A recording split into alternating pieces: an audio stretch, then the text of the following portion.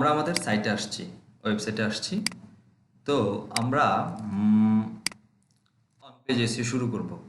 So plug in থ্রুতে দেখবো, definitely plug in থ্রুতে দেখবো। তো অ্যাকচুয়ালি এখন আসি যে অ্যাকচুয়ালি অন পেজ এসিওটা কি, বা অন পেজ এসিও কেন করা হয়, বা কিভাবে করতে হয় on page SEO. On page এসিওর ব্যাপারে আহ, যেটা দেখতে হবে, যেমন আমরা যদি একটা সাইটে যাই, বেসিক্যালি যে অন্য থেকে কনসেন্ট্রেট করবে। আমরা একটা ওয়েবসাইটে যদি যাই, আমরা ওয়েবসাইটের এখন যে টাইপসের ওয়েবসাইট এটা হোক, যে কোনো টাইপের ওয়েবসাইট এটা হোক না কেন, যখন একটা ওয়েবসাইটে আমরা যাই, ওয়েবসাইটের বাইরে থেকে অ্যাজ এ ইউজার বা অ্যাজ এ ভিজিটর হিসাবে আমরা ওয়েবসাইটে যা দেখি, বা এই ওয়েবসাইটের ওনার আমাদের যা দেখাতে চাচ্ছে, তা আমরা অ্যাজ এ ইউজার বা ভিজিটর হিসেবে দেখতে পাচ্ছি। এখন এই যে ওয়েবসাইটটা আছে, যেটা আমরা এখন আপনার স্ক্রিনে দেখতে পাচ্ছেন, এই ওয়েবসাইটের অনেকগুলা পোস্ট আছে, অনেকগুলা। আমি যদি একদম ফুটারে আসি, এখানে পেজেস আছে। তো এখানে পেজ থাকা বলেন বা পোস্ট থাকা বলেন, প্রত্যেকটাই পোস্ট বা পেজ স্পেসিফিক বা নির্দিষ্ট পরিমাণ বা নির্দিষ্ট কিছু ওয়ার্ডের কন্টেন্ট নিয়ে তারপর হচ্ছে র্যাঙ্কিংয়ে আসছে, বা লেখা হয়েছে। নির্দিষ্ট পরিমাণ কন্টেন্ট ছাড়া বা একটা টার্গেটেড কন্টেন্ট ছাড়া তো অ্যাকচুয়ালি লেখা হয় না।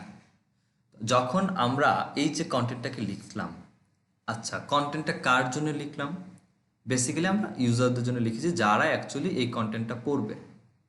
ঠিক আছে, খুব ভালো কথা। আমরা যে বেসিক্যালি যারা এই কন্টেন্টটা পড়বে তাদের জন্য লিখেছি, কিন্তু এই কন্টেন্টটা একজন ইউজার তখনই পড়তে পারবে, বা ম্যাক্সিমাম ইউজার তখনই পড়বে, যদি এই কন্টেন্টটা আমার গুগলে বা গুগলের মতো সার্চ ইঞ্জিন যেগুলো আছে, সেই সার্চ ইঞ্জিনগুলোর মধ্যে স্পেসিফিক কোনো কিওয়ার্ড থ্রোতে র্যাঙ্ক করে।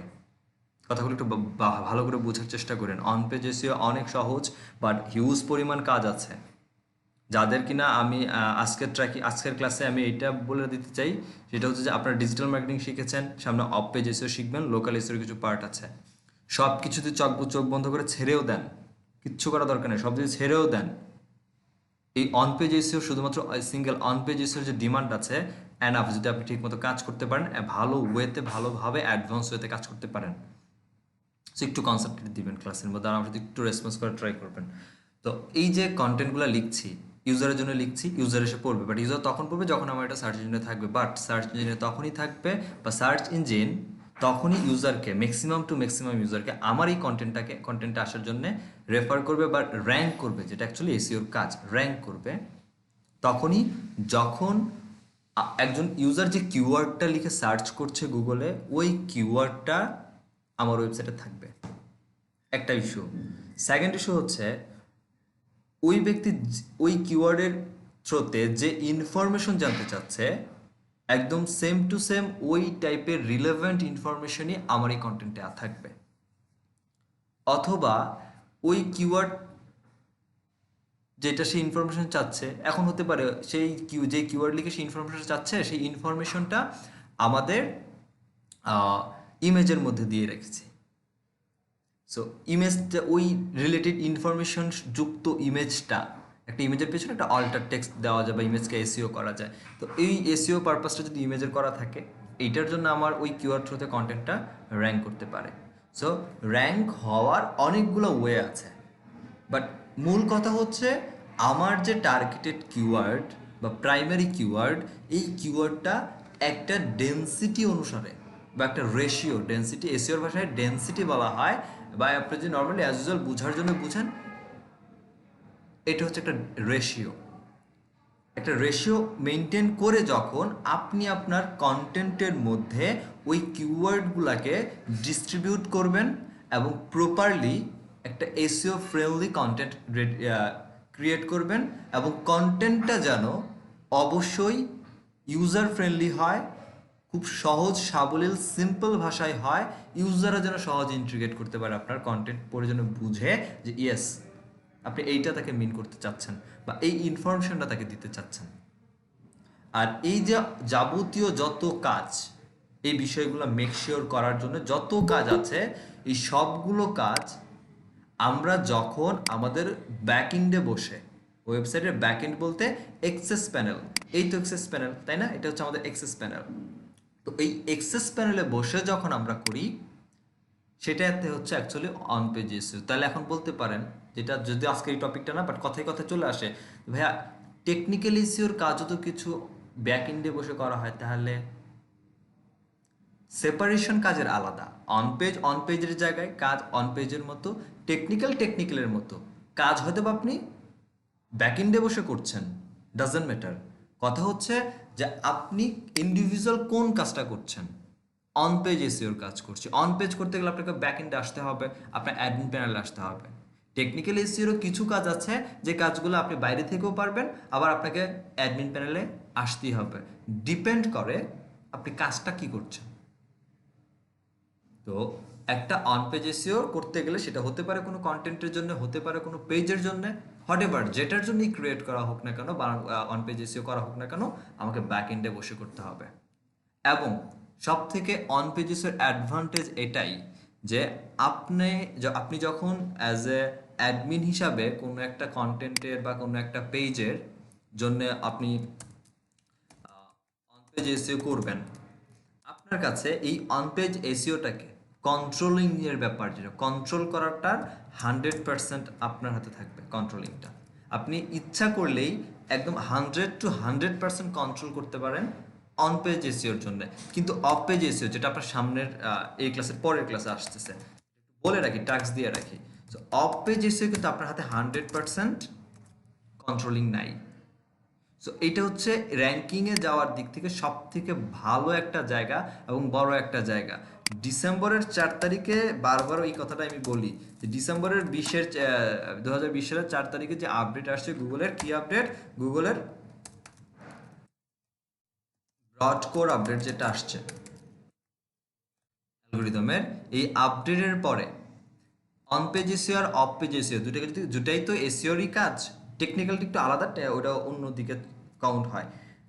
যদি বেসিক্যালি মূল পারপাসে অফ পেজ অন পেজকে আমরা ধরি, তাহলে এই দুইটাকে কম্বাইন করে যদি আমি বলি 100, মার্ক দিই 100 বা 100% কাজ করতে হয় দুইটাকে কম্বিনেশন করে, সেই দিক থেকে আপনার গুগল এখন র্যাঙ্কিংয়ের দিক থেকে প্রায়োরিটি দিচ্ছে।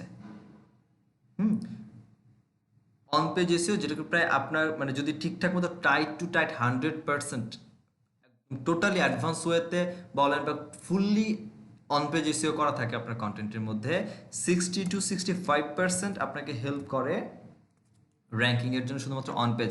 বাকি হচ্ছে 40 to 35% হচ্ছে আপনার অফ পেজ হেল্প করতেছে র্যাঙ্কিংয়ের জন্য আপডেটের পরে। এবং গুগল আরও একটা আপডেট আনতেছে এখন, আপনারা কতজন জানেন জানি না, একটু খেয়াল করে দেখবেন। আপডেট যেটা আনতেছে সেটা হচ্ছে যে আমরা যেমন ব্রাউজারে, যে আমরা যেমন এই ক্রোম ব্রাউজার চালাচ্ছি বা ইয়ে চালাচ্ছি, আহ,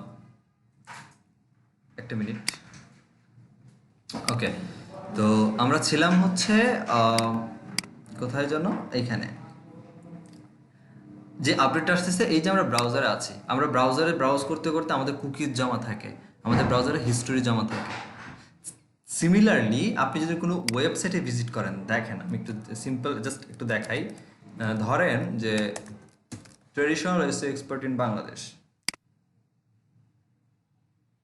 আমার এখানে দেখেন এইটার ওই যে আমার যে পার্সোনাল ওয়েবসাইটটা আছে বা এই ওয়েবসাইটটা আছে, আমি ওই ওয়েবসাইটে গিয়েছি সময় আমার এখানে এই ওয়েবসাইটও গুগল কি করছে, একটা হিস্টোরি বা কুকিজ ধরে রেখেছে, আমাকে দেখাচ্ছে যে you have visited this page many times, এবং লাস্ট ভিজিট আমি কবে করছি এটা আমাকে একটা গুগল বলে দিচ্ছে। এই যে হিস্টোরিটা আমার জন্য জমা রাখছে গুগল, ইচ্ছা করলে আমরা যেমন ব্রাউজারে কুকিজ হিস্টোরি ডিলিট করে দিতে পারি, এখন থেকে এই যে ওয়েবসাইটের যে হিস্টোরিগুলো আমাকে ধরে রাখছে, কুকিজ ধরে রাখছে, এগুলো ডিলিট করা যাবে। ইউজার ইচ্ছা করলেই ডিলিট করতে পারবে তাদের রোল আউটে, আপডেটে, তাদের এই সার্প, যেটা অ্যাকচুয়ালি আমরা এই সার্প যেটাকে বলি, এটার মধ্যে আরও পরিবর্তন নিয়ে আসতেছে। এটা অলরেডি বেটা ভার্সনে রোল আউট হয়ে গেছে কিছু কিছু কান্ট্রির জন্য, আর সেটার মধ্যে একটা হচ্ছে ইউনাইটেড স্টেটস। আপনারা এই সেটিং থেকে একবার ট্রাই করে দেখেন। সেটিং থেকে যদি সার্চ সেটিংয়ে যান, সার্চ সেটিং থেকে আপনার কান্ট্রি সেট চেঞ্জ করে নিয়ে সার্চ করেন, বিষয়টা খেয়াল করে দেখতে পারবেন। তো আচ্ছা, তো এরকম চেঞ্জ আসতেছে। সো এদিকে আপডেটের চেঞ্জের দিকে যদি বলি, এখন এই পরিমাণ অন পেজের উপরে কাজ করে, প্রাইস র্যাঙ্কিং এর জন্য আপনাকে হেল্প করে। এবং আমার যে কিছুক্ষণ আগে সাইটটা দেখে আসছেন, ওই সাইটে কোনো ধরনের কোনো অফ পেজ এসিও বা ব্যাকলিঙ্ক সাধারণত যেটা বলি, যেমন এই কিওয়ার্ডের জন্য র্যাঙ্ক করতেছে আমার সাইট, এই কিওয়ার্ডের জন্য এই আমার সাইটটা র্যাঙ্ক করতেছে, বাট আমার পেজটা যা করা শুধুমাত্র অন পেজ এসিও করা। অফ পেজ এসিও বা ব্যাকলিঙ্ক মানে হাতে গোনা কয়েকটা জায়গায় শেয়ার হয়েছে, ওই কয়টাই 4-5টা থাকতে পারে খুব বেশি গেলে, আর কোনো অফ পেজ এসিও করা হয়নি, but site still now rank করতেছে। এরকম আরও অনেকগুলা কিওয়ার্ডের উপর র্যাঙ্ক করতেছে। হোয়াইটেড এস এক্সপার্ট ইন বাংলাদেশ, এই কিওয়ার্ডটা নিয়েও র্যাঙ্ক করতেছে। এই কিওয়ার্ডটা নিয়ে তো পুরো 2টা ইউআরএল র্যাঙ্ক করতেছে। তারপরে আরও এরকম আর লোকাল এসে এক্সপার্ট নিয়ে মেবি লোকাল এসে এক্সপার্ট নিয়েও মনে হয় আমার সেটা র্যাঙ্ক করছে, বাট এটা মেবি সেকেন্ড পেজে আছে, থাকতে পারে এখন। হ্যাঁ, আমার জিএমবি এখানে আবার ফার্স্ট পেজে শো করতেছে। এগুলো কিন্তু আমি অফ পেজ এসিও কিচ্ছু করি নাই, যা হইছে র্যাঙ্কিং হইছে সব অন পেজ এসিওর জোরে। আমি অফ পেজ এসিও করার মতো খুব বেশি সময় পাই নাই, দ্যাটস আমি করতে পারি নাই। বাট আচ্ছা, পজিশন আমার এখান থেকে ডাউন হয়েছে, মেবি থার্ড পেজে চলে আসছে, দেখি। হ্যাঁ, থার্ড পেজে আসছে এখন। ডাউন হয়েছে, 2 নম্বর পেজে ছিল। তো এই যে থার্ড পেজেও যে আসছে, বাট কোনো ধরনের কোনো অফ পেজ আমি এটার জন্য করি নাই, বাট এই কিওয়ার্ডগুলোর জন্য ফার্স্ট পজিশন ধরে রাখছে শুধু অন পেজের বদৌলতে। সো অন পেজে অনেক কাজও আছে, এবং অন পেজের নিয়ে যদি শুধুমাত্র অন পেজ এসিও সার্ভিসই দেন, আপনি আহ, একটা ওয়েবসাইটের র্যাঙ্কিংয়ের দিক থেকে অনেক বেশি হেল্প করে এখন অন পেজ।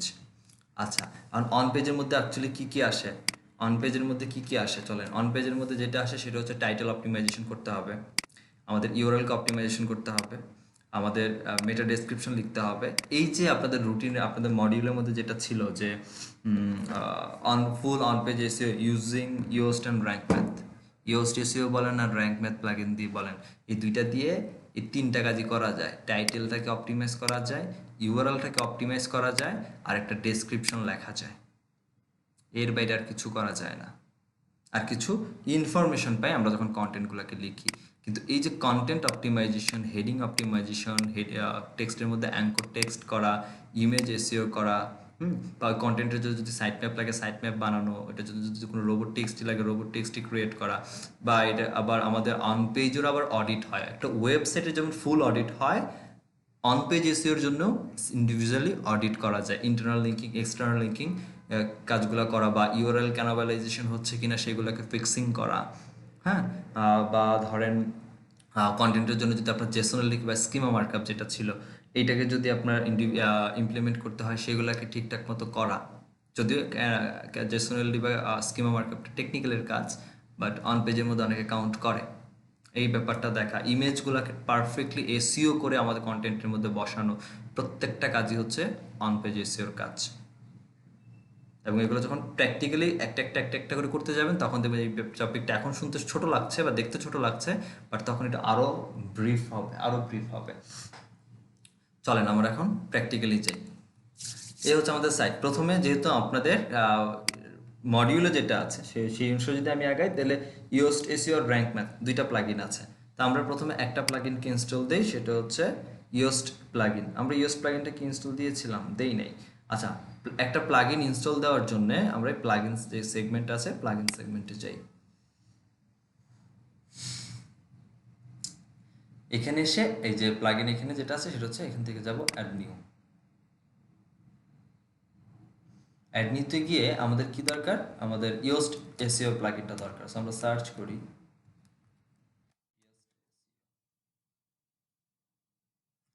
সার্চ করি ইয়োস্ট এসিও, এর পাশাপাশি আরও আসছে, দেখেন র্যাঙ্ক ম্যাথ তো চলে আসছে, ইয়োস্ট এসিও চলে আসছে, অল ইন অল এসিও চলে আসছে, সবার কাজ এক।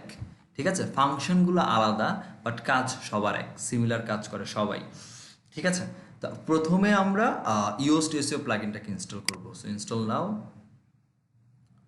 ইনস্টল হয়ে যাওয়ার পর অ্যাক্টিভ আমরা করে দেবো এখান থেকে।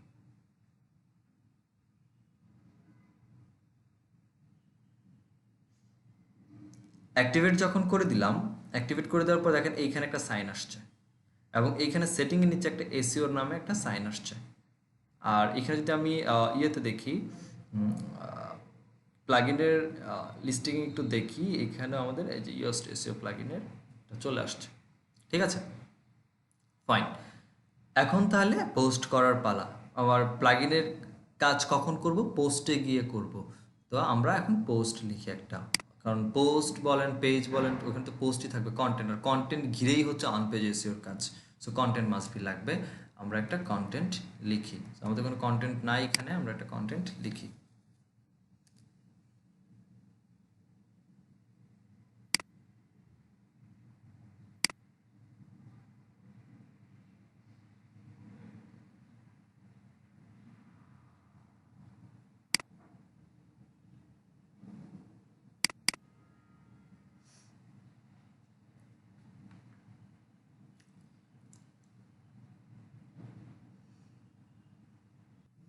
আমরা আগে পোস্ট দিব, তারপর পোস্টের এগেনস্টে এখানে ইউএসটিসি প্লাগইনের কাজগুলো করব, বা টাইটেল অপটিমাইজেশন বা কন্টেন্ট অপটিমাইজেশন যা যা ছিল আমাদের টপিকে সেগুলো আমরা দেখব।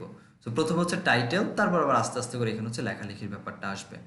তো আমি একটু কন্টেন্টে যাই। আমি এটা হচ্ছে আমার টাইটেল লিখেছি। সো টাইটেলটা এখন আসি, টাইটেলটা কিন্তু বসাই, তারপর টাইটেল একটু ডিসকাস করি। টাইটেলও কিছু পেজবোধ আছে। ধরেন আমি এখানে একটা টাইটেল দিয়েছি যে best face moisturiser, top 10 face moisturiser. এটা আমার এই একটা টাইটেল যে দিলাম আসলে একটু প্র্যাকটিক্যালি এখন একটু যাই।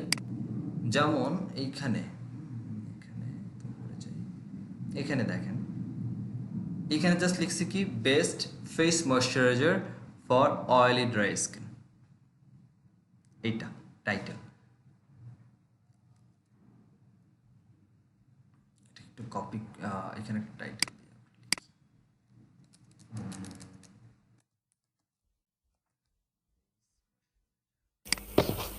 ভাই একটা কথা বলবো।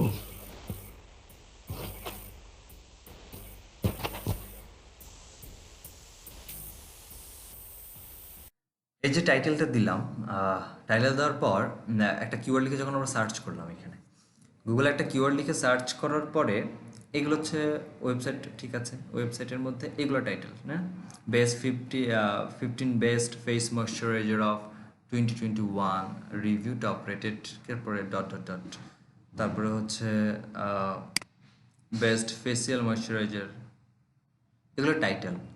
এখন এটা কি জরুরি যে আপনি যখন কোনো কিওয়ার্ড লিখে সার্চ করছেন তখন টাইটেলটা এখানে এরকম দেখতেছেন?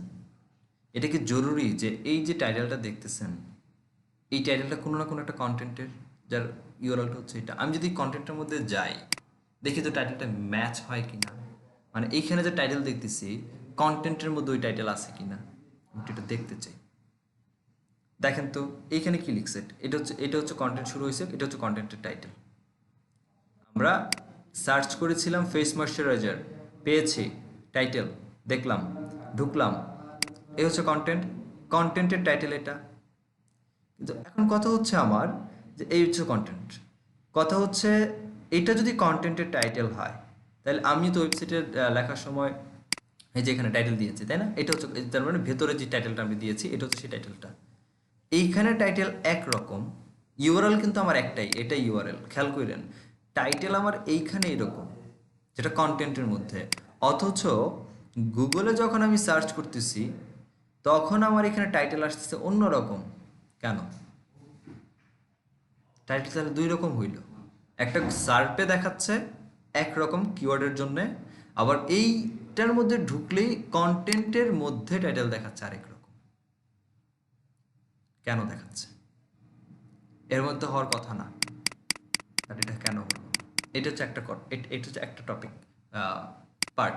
আরেকটা কথা হচ্ছে যে দেখেন এখানে দেখছে the 15 best face moisturiser for various skin types dot dot dot, এইখানে পড়ে গেছে। তারপরে হচ্ছে ইনস্টাইল, ইনস্টাইল বলতে তার ওই যে ব্র্যান্ডিং নাম, তার ব্র্যান্ডিং করেছে। এইখানে ডট ডট সবার লাস্টে, এইখানেও ডট ডট আছে, এখানে নাই। এখানে পুরো টাইটেলটা পড়তে পারছি আমি, এবং আমি ক্লিয়ারলি বুঝতে পারছি সে কি বলতে চাচ্ছে, এখানে সে কি মিন করতে চাচ্ছে এটা আমি ক্লিয়ারলি বুঝতে পারছি। যেহেতু ক্লিয়ারলি বুঝতে পারতেছি আমার জন্য বোঝাটা সহজ যে এইখানে কি হচ্ছে। আমি আপনাদের প্রথম ক্লাসে মেবি বলেছিলাম এইখানে ডট ডট আসছে, ডট ডট ডট ডট যেহেতু আসছে, তো তার মানে হচ্ছে এইটার পরে আরো কিছু আছে যেটা গুগল দেখাইতে পারতেছে না, গুগলের জায়গা নাই, দ্যাটস দেখাতে পারছে না। এখন কথা হচ্ছে ডট ডটকে এসিওর ভাষায় কি বলে, আমি প্রথম ক্লাসে বলেছিলাম আপনাদের সাথে, বলেন এসিও অফার ভিতরে শিখাইছিলাম কি বলে ডট ডটটাকে এসিওর ভাষায়।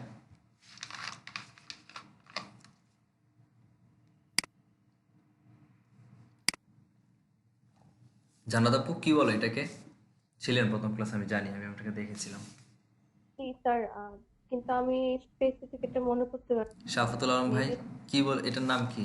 ডট ডট যেটা সুজা ভাই বা মনজুর ভাই, ফারুক ভাই, ফাতেমা আপু, এক্সার্পট না, এক্সার্পট বলে কোনো শব্দ এটা তো না, এসিওতেই নেই এই শব্দ, না। এটা যদি ক্লায়েন্ট জিজ্ঞেস করে আপনি শেষ, এখানেই শেষ, মনে রাখেন, কাজ শেষ এখান থেকে আপনার হাত থেকে। এটাকে বলা হয় এলিপসিস, এই যে ডট ডট আসতেছে ডট ডটটাকে বলা হয় এলিপসিস, এগুলো ভুললে হবে না, এগুলো এলিপসিস। স্যার এই একটু মনে পড়তেছে না যে সত্যি। ভাইয়া আরেকবার একটু বলবেন? আমি সবকিছু লিখে রাখি। লিখেছিলাম, এটা মনে হয় বলা হয়নি ওই দিন। হ্যাঁ হ্যাঁ আমি সেটাই। সবকিছু নোট ডাউন করছি, এটা সম্ভবত ভাইয়া বলা হয়নি ওই দিন। তাহলে অন্য হ্যাঁ অন্য ব্যাচে বলেছিলাম এলিপসিস। হতে পারে ভাই, আমি কারণ সবকিছু নোট ডাউন করছিলাম তো ফার্স্ট ক্লাসে, আমি এটা পাচ্ছি না এখানে। স্যার একটু স্পেলিংটা বলবেন? Ellipsis, E L E E P S I S, L E ellipsis. তাহলে এলিপসিস। এলিপসিস বলা হয় এসিওর ভাষায়। স্যার আমি কি একটু ইন্টারাপ্ট করব? জি বলেন। স্যার যেদিন হচ্ছে অ্যাসাইনমেন্ট শিটটা দিচ্ছেন, আমি তখনই হচ্ছে কি আমার একটা অ্যাসাইনমেন্ট সাবমিট করছি। তো যেটা আমি গত পরশুদিন চেক করে দেখি যে আমার কোনো রিমার্কস নেই, ফাইন। আমি কালকে আবার দুটো অ্যাসাইনমেন্ট সাবমিট করছি, দেখি এগুলোর রিমার্কস নেই। স্যার আপনি কি অ্যাসাইনমেন্ট গুলো পান নাই নাকি আমি সাবমিট করতে পারি নাই ঠিক পেয়েছেন, মতো? আমি হয়তো বা ঢুকি নেই, আমি আপনাদের ব্যাচ যখন আপনাদের ক্লাস নেই, ক্লাস শেষে গিয়ে হচ্ছে যারা এই যে আগের অ্যাসাইনমেন্টগুলো দেন সেগুলোকে আমি রিমার্কস করি, তো এরপরে মাঝখানে মানে আপনার সাথে আমার ক্লাস ছিল না, যার কারণে হয়তো বা আচ্ছা। আমি আর দেখিনি, আজকে দেখবো এগুলা। আচ্ছা স্যার, লাস্ট ক্লাসে যে অ্যাসাইনমেন্টটা সেটা এখানে কি নামে দেওয়া আমি না বুঝতে পারতেছি না। রিমার্ক করার নাই, ওটা মনে হয় নর্মাল ইনটি আছে, এটা নিয়ে আমি ওটা পরে দেখছি, ক্লাস শেষে বের করে দেখাই দিব, হ্যাঁ সমস্যা নেই। আচ্ছা স্যার ঠিক আছে। তো এখন কথা হচ্ছে আমার এইটা যে এইখানে দেখাইতেছে ব্যাটাই হচ্ছে এই জিনিস, আমার টাইটেলে দেখাচ্ছে আরেক জিনিস, তা আমাকে বোকা কেন বানানো হচ্ছে? এখানে রিভিউ অফ টপ রেটেড কই, এখানে রিভিউ নিয়ে কি কিছু লিখছে?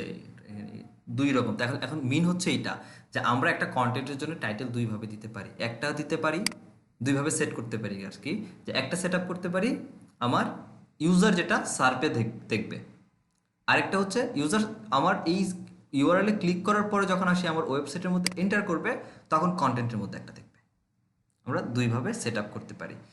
তো এখন কথা হচ্ছে এই যে আমরা এন্টারের ভেতরে যে এই কাজগুলো করতেছি, আমি টাইটেলেও রাখতেছি কি বেস্ট ফেস ময়শ্চারাইজার, আউট করে দিলাম, এই একটা টাইটেল লেখার সময়।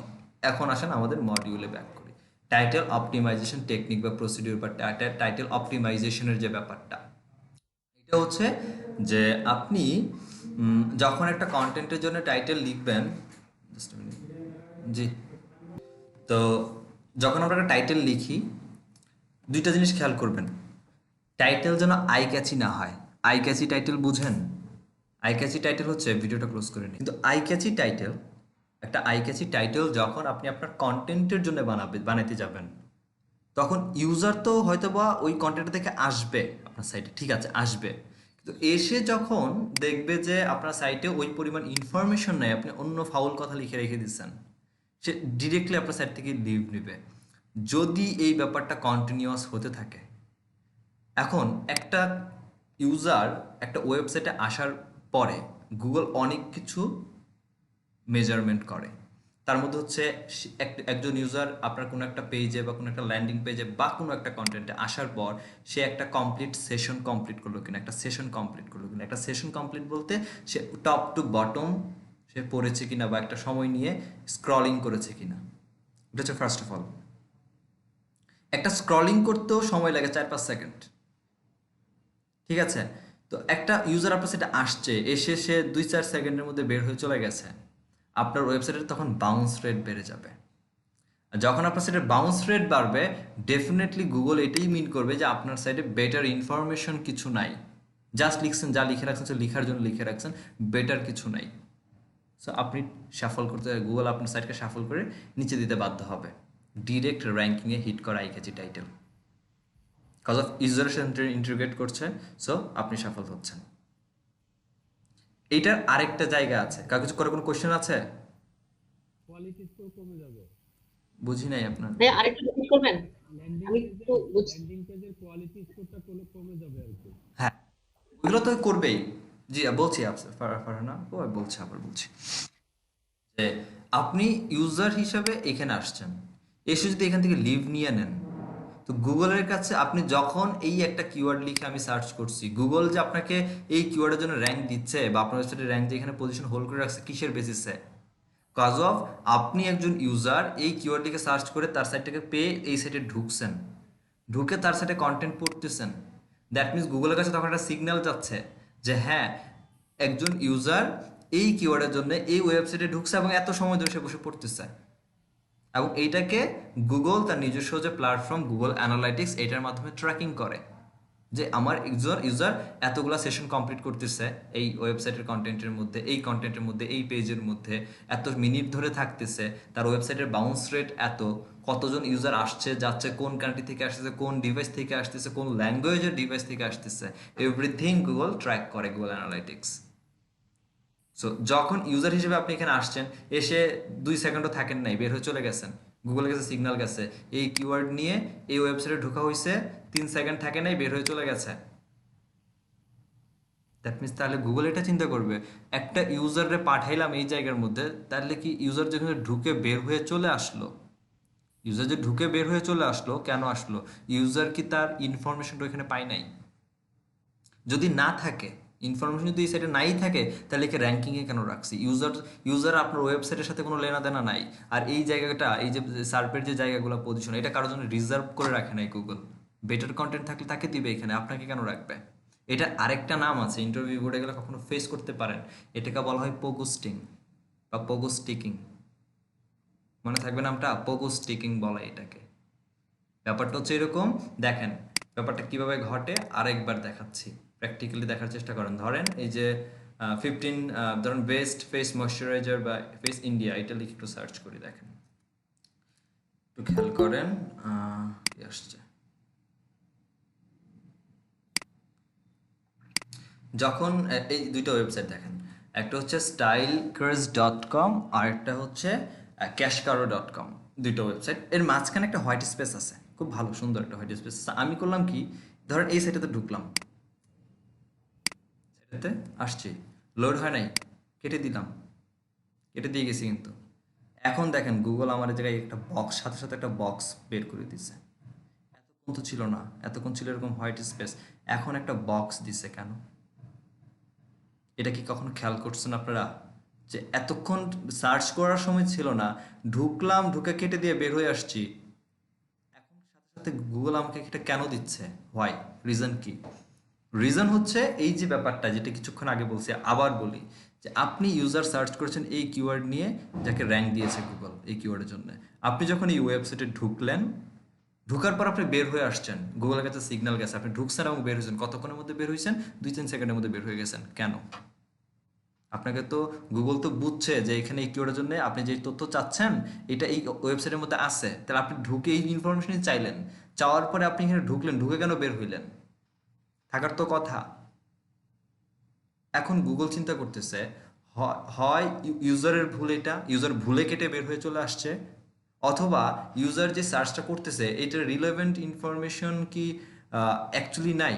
তো ইউজারকে একটা চান্স দেই, ইউজারের কাছে আমি একটু ফিডব্যাক চাই যে আপনি কি এমন কিছু চাচ্ছেন কিনা, রিলেভেন্সি আপনি কিছু রেজাল্ট দেখাচ্ছে। কেন দেখাচ্ছে জানেন?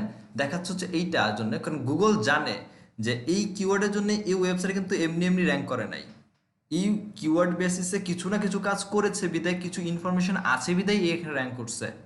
কিন্তু তারপরেও গুগল একে সফল করে দিবে, তারপরে করে দিবে যদি এই কাজটা বারবার হইতে থাকে।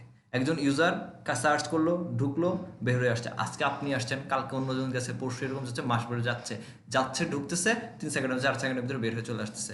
গুগল তখন ডেফিনেটলি বুঝে নিবে এখানে ইনফরমেশন বলতে কিছু নেই। কিন্তু এই যে কাজটা হচ্ছে, ঢুকতেছেন বের হচ্ছেন, এটাকে বলা হয় এসইওর ভাষায় পোগো স্টিকিং। আমি কি বুঝতে পারছি ব্যাপারটা? জি ভাইয়া, বুঝতে পারছি।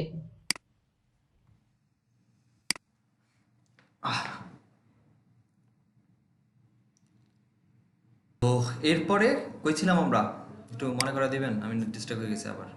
কইছিলাম, একটু হেল্প করেন না, কইছিলাম।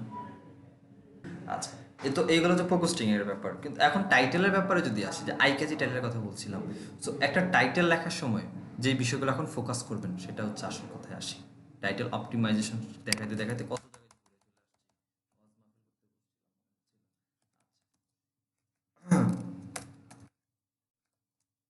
Title optimisation.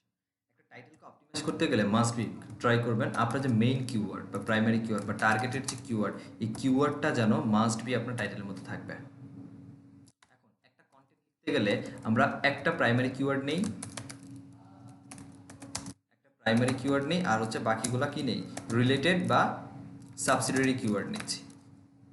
এখন একটা প্রাইমারি কিওয়ার্ড হয়, রিলেটেড কিওয়ার্ড হতে 4 থেকে 5টা হয়ে থাকে, 4 থেকে 5টা রিলেটেড কিওয়ার্ড হয়, আর একটা হচ্ছে মেইন কিওয়ার্ড হয়। এই ধরুন 6, 7টা, 8টা, 10টা কিওয়ার্ডের মধ্যে একটা কন্টেন্টকে আমরা লেখা ট্রাই করি। তো এই প্রত্যেকটা কিওয়ার্ড, যে প্রাইমারি কিওয়ার্ড এবং রিলেটেড কিওয়ার্ড, এই 4-5টা কিওয়ার্ড যদি আপনার হয়ে থাকে, এই 4-5টা কিওয়ার্ডকে একসাথে কম্বাইন করে, যেটাকে বলা হয় কিওয়ার্ড ক্লাস্টারিং। কিওয়ার্ড ক্লাস্টারিং হচ্ছে যে আপনার 5টা 6টা কিওয়ার্ডকে একসাথে মিক্স করে এটাকে একটা সেন্টেন্স, একটা টাইটেলে কনভার্ট করা। একটু স্মার্টলি সময় নিয়ে চিন্তা করে এমনভাবে একটা টাইটেল লেখা যেন আপনার এই যে 5টা বা 6টা কিওয়ার্ড আছে, প্রত্যেকটা কিওয়ার্ড আপনার মেক শিওর করে। যেমন উদাহরণে আসি, এখন একটু বহুত কিছু জানা বাকি আপনাদের। এখন মনে করেন এই কয়টা হচ্ছে আমার কিওয়ার্ড, এই যে এখান থেকে বেস্ট ফেস ময়শ্চারাইজার নিয়ে হচ্ছে আমার কিওয়ার্ড। আচ্ছা, এই কিওয়ার্ডগুলোকে আমি একটু নোটপ্যাডে নিয়ে রাখলাম।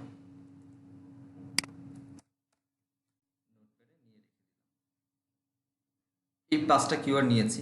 এখন আমার কাজ হচ্ছে, আমি এই যে কন্টেন্টটা লিখলাম, কন্টেন্টের একটা টাইটেল আছে, টাইটেল দুইভাবে দিচ্ছে, একটা কন্টেন্টে থাকবে, একটা ইউজারকে দেখাবো। কিওয়ার্ড ক্লাস্টারিং করব হচ্ছে ওইটার জন্য যেটা ইউজারকে দেখাবো আমার সার্ভে বা আমার রেজাল্ট পেজে, ওইটার জন্য কিওয়ার্ড ক্লাস্টারিং করব। আর এখানে যেটা আছে সেটা তো থাকবে, যে হিসাবে আমরা normally as usual just normally দিয়ে রাখছিলাম কি, যে বেস্ট ফেস ময়শ্চারাইজার। কিন্তু এখন বেস্ট ফেস ময়শ্চারাইজার, হ্যাঁ কিওয়ার্ডটা আমার এখানে আছে, এটা আমার ফোকাসিং কিওয়ার্ড, মেন কিওয়ার্ড। বাকি 4টা হচ্ছে সাবসিডিয়ারি কিওয়ার্ড। আমি এইগুলোকে কম্বাইন করে দেখেন আমি একটা কিওয়ার্ড বানাইছি বা কিওয়ার্ড নিছি, যেটার ফুল মিনিং গিয়ে দাঁড়াইছে হচ্ছে এরকম। টপ ফেস বেস্ট, না এটা না, সরি এটা না, এটা অন্যটা বানাইছিলাম। এটা যদি আমি বানাই, নর্মালি যদি আমি বানাইও এখন এটা নিয়ে একটা জাস্ট কিওয়ার্ড, কথা হচ্ছে আমার 5টা কিওয়ার্ডই একটা সেন্টেন্সের মধ্যে থাকবে। সো লেখা ট্রাই করি, দেখেন।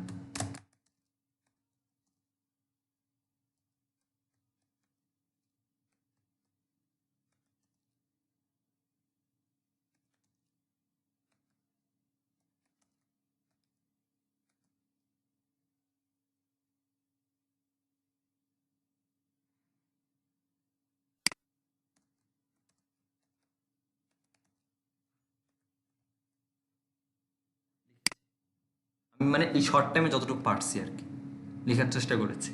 এখন যদি আমি একটু খেয়াল করে আপনাদের দেখেন, best face moisturiser main keyword focus করেছি, moisturiser for oily skin, moisturiser for oily skin, best moisturiser for oily skin, best moisturiser for oily skin, best night cream, তাই তো, best night cream, best moisturiser, that's call keyword clustering. আমার যতগুলো keyword targeted keyword আছে, প্রত্যেকটা কিওয়ার্ডকে একসাথে combine করে একটা টাইটেলে বানাইলাম, যেটার মধ্যে আমার সবগুলো কিওয়ার্ডকে ফোকাস করছে। এটার অ্যাডভান্টেজ হচ্ছে ইউজার যেটা দিয়ে সার্চ করুক, গুগল, আমি যেভাবে সিলেক্ট করে দেখাইছি যে ওই পাশে একটা, এই পাশে একটা, মাঝখানে একটা চিহ্ন, ওইটা গুগল সমস্যা নেই, গুগল খুঁজে নেবে যে এই ওয়ার্ড কোথায় কোথায় আছে আপনার কন্টেন্টের। That's call keyword clustering. এইভাবে একটা ক্লাস্টারিং করে আপনার কন্টেন্টের জন্য টাইটেল বানাবেন। তার মধ্যে একটা থাকবে এখানে, আরেকটা থাকবে ইউজাররা যেরকম এখানে সার্পে দেখে এইখানে। এটা কোথায় বসবে সেটা পরে দেখাবো, এটা কোথায় বসাবো। তো গেল আমার টাইটেল অপটিমাইজেশন। টাইটেল এইভাবে অপটিমাইজ করবেন। তো এরপরে যেটা আছে সেটা হচ্ছে, দেখে নেই কি আছে। ইউআরএল অপটিমাইজ, ইউআরএলটা পরে দেখবো, ডেসক্রিপশন পরে দেখবো। কন্টেন্ট অপটিমাইজেশন প্রসিডিউরে আসি, কন্টেন্ট কীভাবে আমরা অপটিমাইজ করতে পারি। তো এই হচ্ছে আমার কন্টেন্ট, বেসিক্যালি এটা হচ্ছে আমার কন্টেন্ট। তো এত বড় কন্টেন্ট তো নেওয়া সম্ভব না, এখানে প্রায় 24 ওয়ার্ডের কন্টেন্ট, এটা এতটুকু নিলাম, নিলাম অ্যান্ড এটাকে পোস্ট করে দিই। এখানে পেস্ট করি, তারপরে পোস্ট করলাম, এখানে পেস্ট করে দিলাম। এখন কন্টেন্টের মধ্যে দেখার কি কি বিষয় আছে, বা এই একটা কন্টেন্ট যে আপনি অপটিমাইজ করবেন কিসের বেসিসে করবেন অ্যাকচুয়ালি কন্টেন্ট। ইভেন শুধু কন্টেন্ট অপটিমাইজ করা না, একটা কন্টেন্ট যখন আপনি লিখতে যাবেন, ফার্স্ট অফ অল কোনো একটা টপিক কিসের বেসিসে লিখবেন, কি কি কি বিষয়গুলো মাথায় রেখে বা কাকে কাকে টার্গেট করে আপনি লিখবেন, এটা হচ্ছে একটা কথা। তো ব্যাপারটা তারা হচ্ছে এরকম, যখন আমরা একটা কন্টেন্টকে অপটিমাইজ করতে যাব বা প্রসিডিউর করতে যাব,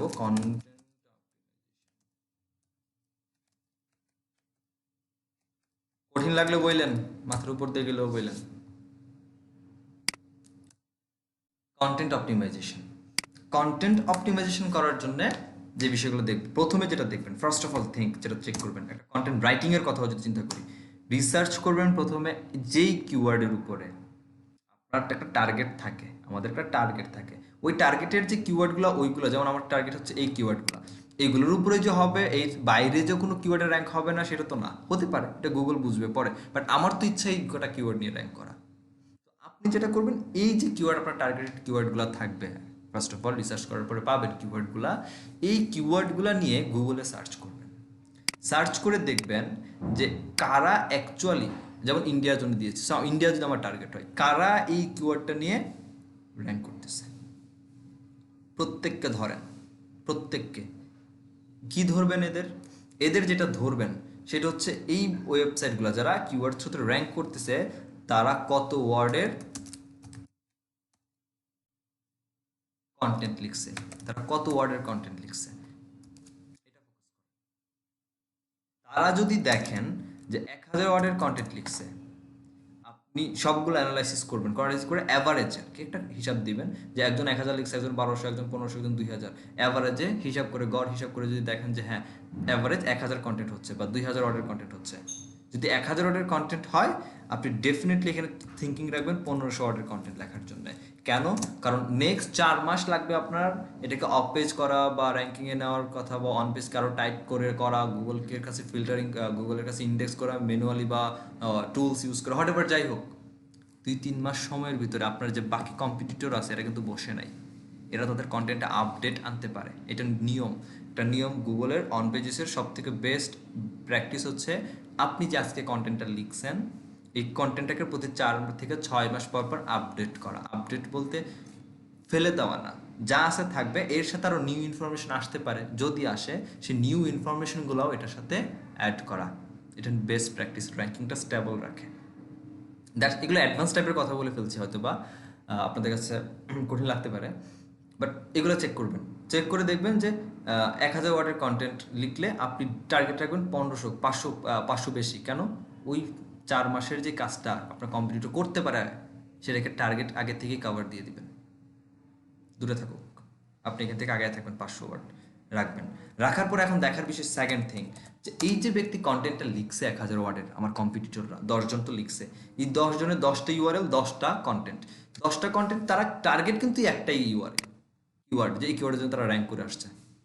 আমার কথা হচ্ছে এই 10টা ওয়েবসাইট বা 10টা পোস্ট বা 10 জন যে কম্পিটিটর আছে, তারা এই যে কিওয়ার্ডটা তারা ইউজ করলো, তারা তাদের কত ওয়ার্ডের কন্টেন্ট, আর সেই হিসাব করে কতবার করে ইউজ করছে তাদের কন্টেন্টের মধ্যে। দ্যাট মিনস এই কিওয়ার্ডের ডেন্সিটি কেমন, এটা মেজারমেন্ট করতে হবে কন্টেন্ট অপটিমাইজেশনের ক্ষেত্রে। আপনাকে দেখতে হবে কম্পিটিটর কি করেছে।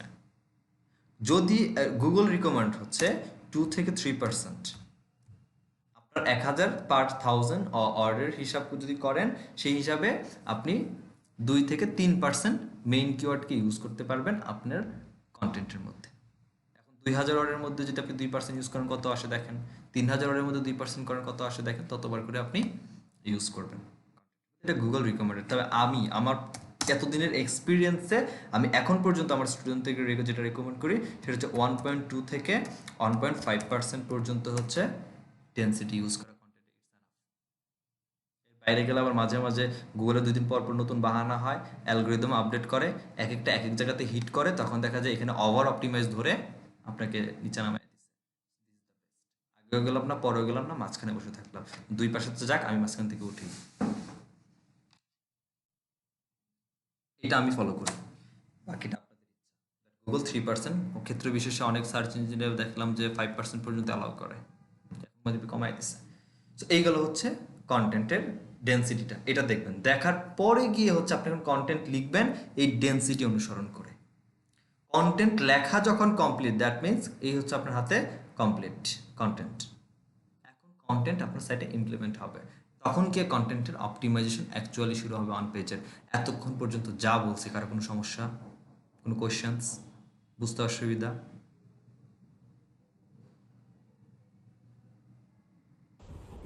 কাজ করতে থাকেন তাহলে আমরা বুঝতে পারবো আর কি।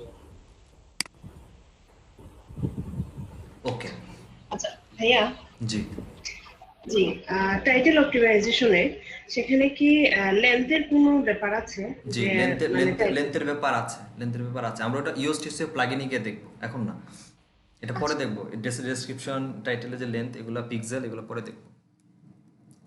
তো কন্টেন্ট অপটিমাইজেশনে এইটা গেল। ডেন্সিটি যাওয়ার পর আপনি কন্টেন্ট লিখলেন, লেখা শেষের পরে আপনি এখন কন্টেন্ট আপলোড ডিপ্লয় করবেন আপনার সাইটে, তখন গিয়ে যে বিষয়গুলো দেখবেন পারফেক্টলি এসইওর জন্য আপনার কন্টেন্টের রিডাবিলিটি কেমন,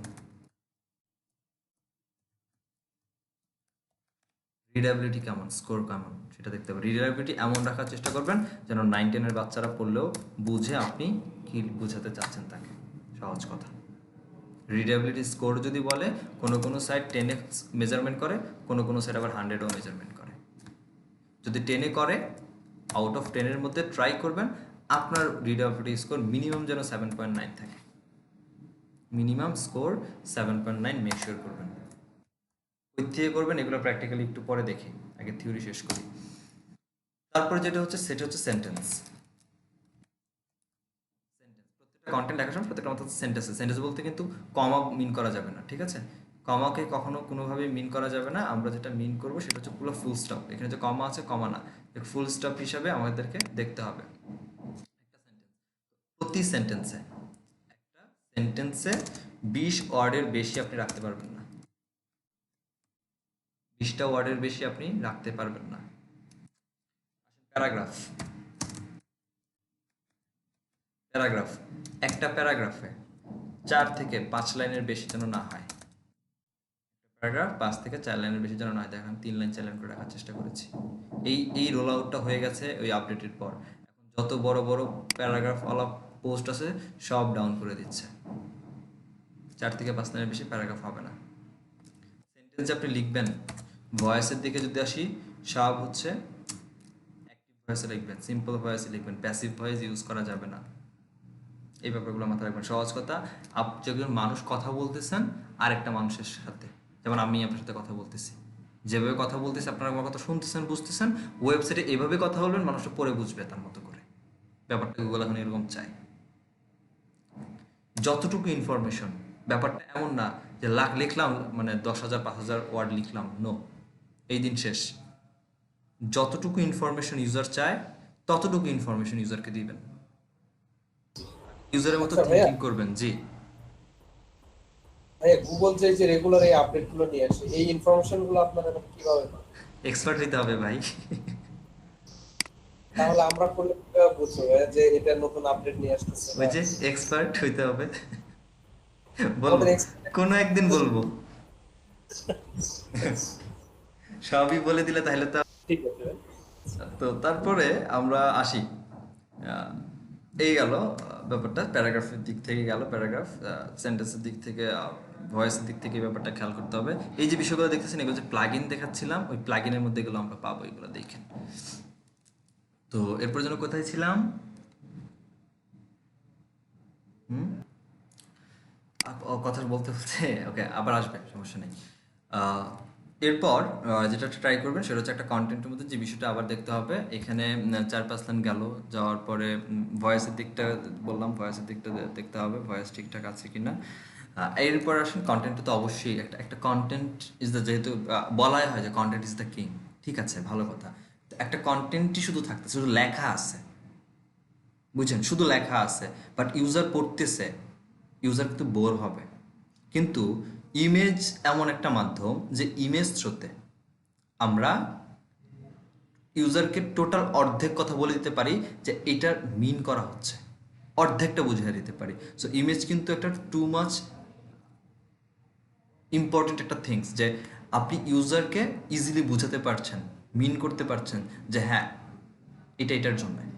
সো ইমেজকে জাস্ট ইমেজ আসলো আর বসায় দিলেন, নো, ইমেজের একটা হিসাব আছে এখানে। ইমেজের প্রথম ইস্যু বা প্রবলেম হচ্ছে ইমেজের সাইজ। আপনি যদি ধরেন 1 MB একটা ইমেজ আপনার সাইটে আপলোড করে দিয়েছেন, আপনার ওই কন্টেন্টে কিন্তু ইমেজটাকে লোড করে আনতে টাইম লাগবে। যত বেশি টাইম লাগবে আপনার ওয়েবসাইটের স্পিড তত বেশি স্লো হবে, যত বেশি স্লো হবে ইউজার চলে যাবে।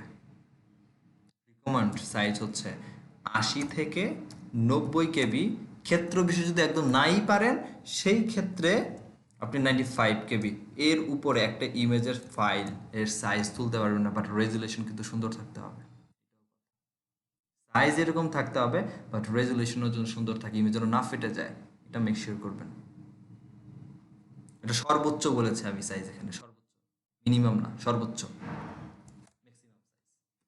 তারপর হচ্ছে ইমেজের এসইওর ব্যাপারে, ইমেজেরও এসইও হয়, ইমেজের এসইও হয়। ইমেজ এসইও বলতে আপনি এই যে কিওয়ার্ডগুলোকে নিয়ে টার্গেট করলেন, গুগলে তো ইমেজও র্যাঙ্ক হয়। আমি যদি আমার ইমেজের পেছনে, এখন ইমেজের পেছনে বলতে কিন্তু এটা না যে ইমেজের মধ্যে লিখে দিলাম, এটা না, ইমেজ ইমেজের মতো আছে, বাট ইমেজের ব্যাক ইন্ডে, ইমেজের পেছনে যদি আমি আমার কিওয়ার্ডগুলোকে অ্যাপ্লাই করে দিতে পারি, সেক্ষেত্রে আমার ইমেজটা এই কিওয়ার্ডের জন্য অপটিমাইজ হয়ে গেল। সো ইমেজ এসইও একটা থিঙ্ক আছে। এরপরে আসেন, যদি ইমেজটা লোকালি কোনো বিজনেসের জন্য হয়ে থাকে, লোকাল বিজনেস তো হয় লোকাল এসইওর ক্ষেত্রে, যেটা লোকাল এসইও আপনাদের আছে, টপিকটা যেহেতু আসছে বলে রাখছি। ধরেন আপনি চান যে এটা এমন একটা ইমেজ, যে এই ইমেজটা শুধুমাত্র ইউনাইটেড স্টেটসের লোকের জন্য দরকার, বাংলাদেশের ঢাকার লোকের জন্য দরকার। এখন আপনি চাচ্ছেন ঢাকার লোকই শুধুমাত্র এটা দেখুক, যদি কেউ সার্চ করে আমার এটা র্যাঙ্ক করুক। যদি এই কাজটা চান, এবং এটা যদি এরকম যদি করা যায় যে আপনার যে ইমেজটা আছে এই ইমেজের পেছনে যদি আপনি জিপিএস সেট করে দিতে পারেন, গ্লোবালি বা জিওগ্রাফিক্যালি যে জিপিএস আছে, জিপিএসটা যদি ইমেজের পিছনে সেট করে দিতে পারেন, তাহলে কিন্তু আপনার ইমেজটা আরও বেশি ওভার অপটিমাইজ হয়ে যাচ্ছে।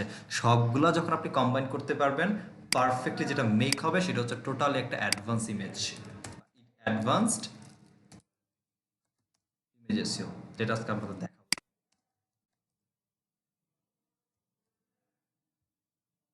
এই হচ্ছে কন্টেন্ট রাইটিং এর ব্যাপার, আরও আছে, দেখব একটা একটা করে, মডিউলেও আছে এগুলা, সমস্যা নেই। এরপরে হেডিং ট্যাগ, ট্যাগের তো একটা ব্যাপার আছে, ট্যাগ তো আমাদের মাস্ট বি দেখতে হবে, ট্যাগ কি কি আছে, ইমেজগুলো আছে, ইমেজের অল্টার টেক্সটগুলোকে আমাদের দেখতে হবে, এই বিষয়গুলোকে আমাদের মেক শিওর করতে হবে। সো ওভারঅল সব কিছু আমাদের ফিক্স করতে হবে এইভাবে, দেখে একটা একটা একটা একটা করে মেক শিওর করে তারপরে কি আমার অন পেজ এসিও টোটালি একটা tight on page SEO complete হবে। তারপরে এখানে এখনও অনেক কিছু বলি নাই, এগুলো টোটালি অ্যাডভান্স, বাট এগুলো বললে আরও সময় লাগবে।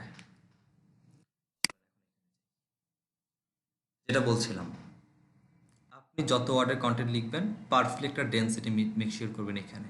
এখন কন্টেন্ট অপটিমাইজের কাজ ছিল আমাদের। কন্টেন্ট অপটিমাইজ করতে গেলে ফার্স্ট অফ অল যেটা প্রথমে মেক শিওর করে ফেলবেন সেটা হচ্ছে ইম্পর্টেন্ট যেই এই যে লাইনগুলো আছে, এগুলো এই যে লাইনগুলো ইম্পর্টেন্ট, তাই না, যেগুলো হেডিং ট্যাগে যাওয়ার যোগ্য। এখন ট্যাগ কি আসেন আবার সেই বিষয়ে কথা বলি। ট্যাগিং কি? ট্যাগ হচ্ছে H1 থেকে H6 পর্যন্ত কাউন্ট করা হয়, যেটা ওয়েব ডেভেলপাররা এই ট্যাগিংগুলো HTML ইউজ করে বা কোডিং ক্ষেত্রে ইউজ করে, বাট এসইওর ক্ষেত্রে সেটা ইউজ হয়। গুগলের কাছে সব থেকে ভ্যালুয়েবল টেক্সট হচ্ছে H1, তারপরে H2, তারপরে H3, H4, H5, H6। কিন্তু মজার কথা হচ্ছে এসইও প্ল্যাটফর্মে H1 H2 এবং H3 এটা ব্রেকেটে রাখলাম, এটা মাঝে মধ্যে ইউজ করা হয় বেশি ক্ষেত্র বিশেষে ভুলে বা খুব বেশি দরকার না হলে, ঠিক আছে, ব্যাপারটা এরকম আসে, তখন গিয়ে H4 ইউজ করা হয়। H5 H6 এসইওতে কখনো কন্টেন্ট অপটিমাইজের ক্ষেত্রে ব্যবহার করা হয় না, কোনো ওয়েবসাইট আজ পর্যন্ত করে নাই, ইনশাল্লাহ ইন ফিউচারে হবেও না। H1 ট্যাগ হচ্ছে সব থেকে গুরুত্বপূর্ণ ভ্যালুয়েবল ট্যাগ, এবং মিনিমাম একটা H1 ট্যাগ আপনার কন্টেন্টে থাকতেই হবে। আপনারা ওয়ার্ডপ্রেসে যদি কাজ করতেছেন, দ্যাটস ওয়াই আপনাকে বাই ডিফল্ট যে টাইটেলটা এখানে দিচ্ছেন, টাইটেলটা বাই ডিফল্ট হিসাবে অটোমেটিক্যালি H1 থেকে কনভার্ট করে নিচ্ছে। ইন ফিউচারে যখন HTML সাইটে কাজ করবেন তখন এটা বাই ডিফল্ট নেবেন, আপনাকে দিতে হবে, সেটা মাথায় রাখবেন ব্যাপারটা। একটা সাইটে একটা H1 ট্যাগ মাস্ট বি থাকতে হবে, অটোমেটিক নিয়ে নিচ্ছে, আমাদের টাইটেলটা H1 ট্যাগের মধ্যে আছে। এরপরে বাকি যে সেপারেশনগুলো আছে, যেমন আমি কি বলেছি, best moisturiser for dry skin, এটা নিয়ে কথা বলেছি, হচ্ছে এখানে কিছু কন্টেন্ট লিখেছি, তারপর আরেকটা কন্টেন্ট লিখেছি। এই যে এক একটা সেগমেন্ট আমি ক্রিয়েট করেছি, এগুলো ইম্পর্টেন্সে আছে, এগুলো আমার এই যে এক একটা সাব কিওয়ার্ড ছিল, এই সাব কিওয়ার্ডও হতে পারতো, আমি সেটাই লিখেছি, সাব কিওয়ার্ডগুলোকে নিয়ে এক একটা করে কন্টেন্ট টাইটেল বা সেকশন করেছি, এগুলো ইম্পর্টেন্সে আছে। সো গুগলকে যেটা ইম্পর্টেন্ট, এটা তো অনেক ইম্পর্টেন্স যে আছে, গুগল যেটা একটা ভ্যালু দিবে সেটাকে বোঝাবো কিসে, ট্যাগের মাধ্যমে। সো যেহেতু আমার H1 ট্যাগ একটা আছে, যদি H1 ট্যাগটা দিতে পারবেন না এমন না, মিনিমাম একটা থাকতে হয়, দিতে পারবেন না তা না, কিন্তু খুব বেশি যদি এত ইম্পর্টেন্ট না হয়, সেক্ষেত্রে H1 ট্যাগ না দিয়ে H2 ট্যাগ দেওয়াই ভালো। যখন আমরা ট্যাগে ক্লিক করলাম, এখান থেকে অটোমেটিক্যালি H2 ট্যাগে কনভার্ট হয়ে গেছে। এরপর যদি আপনার ট্যাগ আরও চেঞ্জ করার দরকার হয়, করেন, আপনার মন মতো করতে চাইলে করেন। এখন যদি মনে হচ্ছে ট্যাগ ঠিকই রাখবেন, বাট টেক্সটের সাইজ বড় হয়ে যাচ্ছে, এত বড় টেক্সট আপনি রাখতে চাচ্ছেন না, আপনার জন্য তো এই যে ফ্রন্টের সাইজ এখানে দেওয়া আছে ভাই, স্মল রাখতে চান রাখেন, এই যে একদম স্মল হয়ে যাবে, ট্যাগ কিন্তু এই যে স্মল হয়ে গেছে, ট্যাগ কিন্তু H2তেই আছে, আপনি আপনার মতো এখান থেকে কাস্টমাইজ করতে পারবেন, নো প্রবলেম। রেগুলার এটা যেমন দেখতে এটাও দেখতে, বাট এটা কিন্তু H2 ট্যাগ, এই ফাংশন আপনি কাস্টমাইজ এখান থেকে করে নেন, কোনো সমস্যা নাই, but tag is the most important things. আমরা ডিফল্ট হিসেবে রেখে দিচ্ছি, ট্যাগ যেভাবে থাকার কথা ওইভাবে রেখে দিলাম। তারপরে হচ্ছে যে এইখানে প্রত্যেকটা যতগুলো সেগমেন্ট আপনার থাকবে প্রত্যেকটাকেই ট্যাগিংয়ে কনভার্ট করে দিবেন। এটা হচ্ছে কন্টেন্ট অপটিমাইজেশনের একদম ফার্স্ট জিনিসটা কাজ করুন, টাইটেলটা ঠিকঠাক রাখার পরে। তারপরে যেটা দেখবেন সেটা হচ্ছে যে আপনার এই যে কন্টেন্টের মধ্যে আপনার যে মেইন কিওয়ার্ডগুলো ছিল, এই কিওয়ার্ডগুলার ডেনসিটি হিসাব করে কি পরিমাণে কিভাবে আপনি বসাইছেন, কতবার বসানো, ডেনসিটি ঠিকঠাক আছে কিনা অ্যাকচুয়ালি, ঠিক আছে, সরি, আপনার ডেনসিটি ঠিকঠাক আছে কিনা এই ব্যাপারটা মেক শিওর করবেন এই কন্টেন্টের মধ্যে। কিভাবে দেখতে পারেন, ধরেন আপনার মেইন কিওয়ার্ড হচ্ছে, আমি যতটুকু লিখেছি আর কি আপাতত দিয়েছি, তার মধ্যে দেখতে চাচ্ছি ফেস ময়শ্চারাইজার, ধরলাম যে আমার মেইন কিওয়ার্ড, এখান থেকে একটা চেক দিই, ম্যানুয়াল যেহেতু আমি এক্সেস প্যানেল আছে এখান থেকে আমি চেক দিতেই পারছি, সো ডিফল্ট আর অন্য জায়গায় কেন যাবো, এখান থেকে কন্ট্রোল অ্যাপ দিয়ে আমরা চেক দিই, টোটাল আমরা এই জায়গাটা বাদ দিয়ে দিব, এই জায়গাটা ইউএসটিসি প্লাগইনের জায়গায় এটা বাদ দিয়ে দেখবো কন্টেন্টের ভেতরে। সো দেখি কয়বার ইউজ হয়েছে, একবার, এখানে যে মার্ক করা আছে, একবার, দুইবার, তিনবার, চারবার, পাঁচবার, ছয়বার, তো 6বার ইউজ করছেন, কত ওয়ার্ডের কন্টেন্ট লিখছি সেটা হিসাব করে দেখেন 6বার আপনার ডেন্সিটি কেমন হয়। এখন যদি আপনার কমাইতে হয় কমাবেন, বাড়াইতে হলে আবার বাড়াবেন, এটা আপনার উপর ডিপেন্ড করে। এখন আপনি সেন্টেন্সটাকে বুঝে শুনে নিয়ে একটা মিনিংফুল জায়গায় আপনার কিওয়ার্ডগুলোকে ডিপ্লয় করতে হবে, এটা হচ্ছে কন্টেন্ট অপটিমাইজেশনের কাজ। এখন কন্টেন্টের মধ্যে ইমেজ লাগবে, image is the so important things, এখানে একটা ব্যাপার আছে, চলুন আগে দেখে আসি কন্টেন্টের পরে কি আছে। কন্টেন্ট পরে হেডিং ট্যাগ বলে দিছি, অ্যাঙ্কর টেক্সটটা পরে বলবো, তারপর আসে ইমেজ এসিও, ইমেজ লাগবে একটা কন্টেন্টের জন্য। আচ্ছা, কন্টেন্টের সাইজের কথা বলে দিছি, ইমেজের সাইজ, সো ইমেজের সাইজ যদি অনেক বেশি বড় হয়ে যায় সেক্ষেত্রে অ্যাকচুয়ালি কী করা উচিত, অ্যাকচুয়ালি আমাদের ইমেজ সাইজটাকে রিডিউস করা উচিত, এটাই, এছাড়া কিছু করার নাই। এখন যারা ফটোশপের কাজ জানেন, তারা ফটোশপ দিয়ে ইজিলি করে নেবেন, সমস্যা নেই, কিন্তু যারা ফটোশপের কাজ জানেন না তাদের কি হবে, এটা যেমন এই ছবিটা দেখেন, এখানে একটা ইমেজটা যদি আমি ধরি, এটা সাইজ হচ্ছে 131 KB, আমি রিকমেন্ড করেছিলাম যে সাইজ ইমেজের রেজুলেশন ঠিকঠাক রেখে সাইজ কমিয়ে ফেলতে হবে। ফটোশপ পারলে ফটোশপ দিয়ে করবেন, ফটোশপ না পারলে আমরা যাব, অনেক সাইট আছে, তার মধ্যে একটা সাইট যেটা আমি ইউজ করি, ইমেজ কম্প্রেস,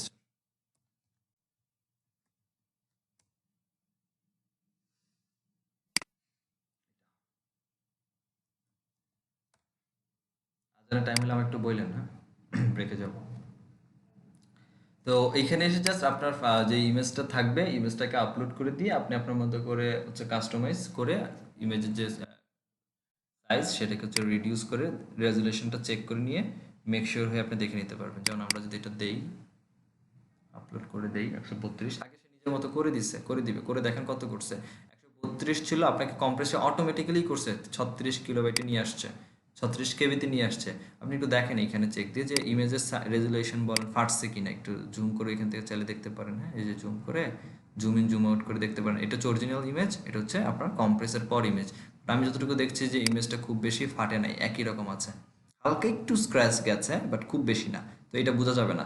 সো এখন যদি মনে করেন যে আপনার এখানে অটোমেটিক তো আমার দিয়ে দিল, সো এটা আপনার রিকমেন্ড না আরও কমাইতে চান, তো এই যেখানে আছে টেনে টেনে কমাই নেন, কমান বাড়ান, ওকে থাকলে জাস্ট এই যেখানে ডাউনলোড আছে ডাউনলোড করেন ইমেজটা, আপনার ডাউনলোড ডাইরেক্টরিতে ডাউনলোড হয়ে গেল, সেখান থেকে জাস্ট এখানে পোস্ট করে দেন। আচ্ছা, এখন এখানে আমার ইমেজটা ডাউনলোড হয়েছে, এখানে আমার কাজ শেষ না। ফোল্ডারটা ওপেন করি, একটা কাজ গেল, ইমেজের আমি সাইজ ঠিক করলাম, রেজুলেশন ওকে আছে। এখন ইমেজের পেছনে কিওয়ার্ডগুলোকে আমি অ্যাপ্লাই করবো, তার আগে আমি ফাইলের নামটা একটু দিয়ে চেঞ্জ করে নিচ্ছি। ইমেজের ফাইল নামটাও অনেকটা র্যাঙ্কিংয়ের দিকে কাজ করে। সো ইমেজের ফাইল নেম দিলাম ধরেন যে বেস্ট ফেস ময়শ্চারাইজার।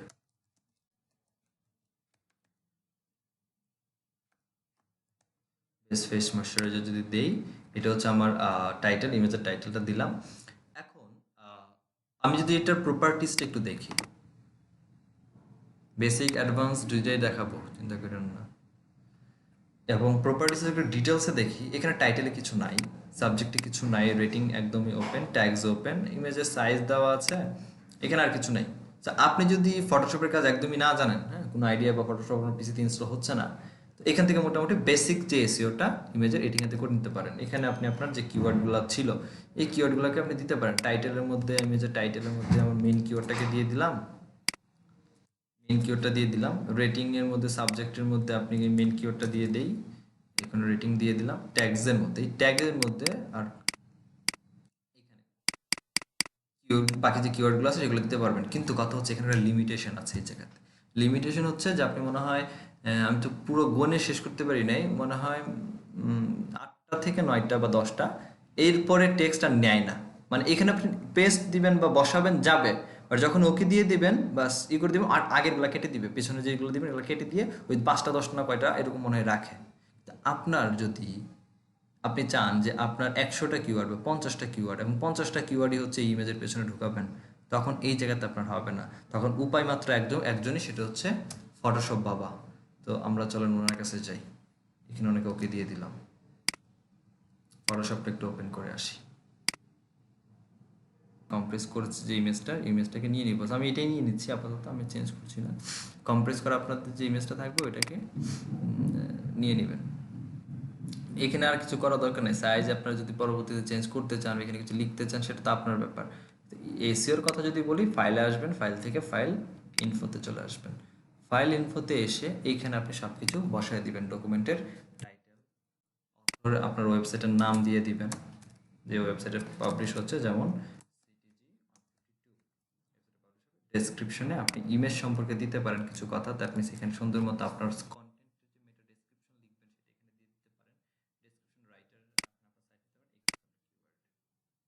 আপনার যতগুলো কিওয়ার্ড আছে এখন এখানে একটা একটা করে বসায় দেন, এনে এনে বসায় দেন। আনলিমিটেড, কোনো ধরনের কোনো বাধা বন্ধকতা কিছু নাই। একটা লিমিট মনে থাকতে পারে, বাট যে লিমিট আছে সেই পরিমাণ আপনি নিচে পৌঁছাতে পারবেন না। সবগুলো ইমপ্লিমেন্ট হয়ে গেছে। বা এখান থেকে একটা একটা করে যেগুলো যেগুলো আছে দিয়ে দেন, নিয়ে নেবে।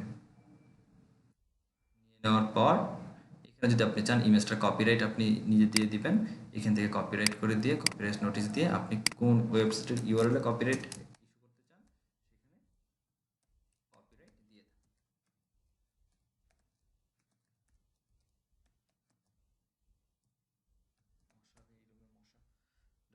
দিয়ে ওকে করে দেন। ওকে করার পর সেভ করে দেন ইমেজের পেছনে, সেভ করে দেই এবং সেভ করে দিয়েছি এবং কেটে দেই। এখন আসেন ইমেজটা, এই যে ইমেজটা নিয়েছিলাম, এখন এটা ডেসক্রিপশনে যাই, আবার প্রপার্টিসে যদি যাই, ডিটেলসে আসি, এখানে দেখেন ট্যাগসের মধ্যে আমার সবগুলা কিওয়ার্ড ইমপ্লিমেন্ট করা হয়েছে।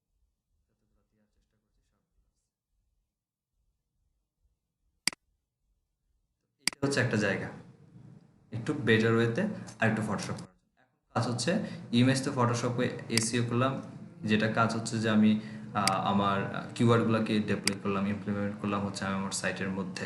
এখন কথা হচ্ছে আমি যদি এটাকে লোকালি জিপিএস সেট করে দিতে চাই আমাদের সাইটের থেকে, আমার ইমেজের মধ্যে আমার জিপিএস সেট করে দিতে চাই, সেটার জন্য আমরা যেটা করব সেটা হচ্ছে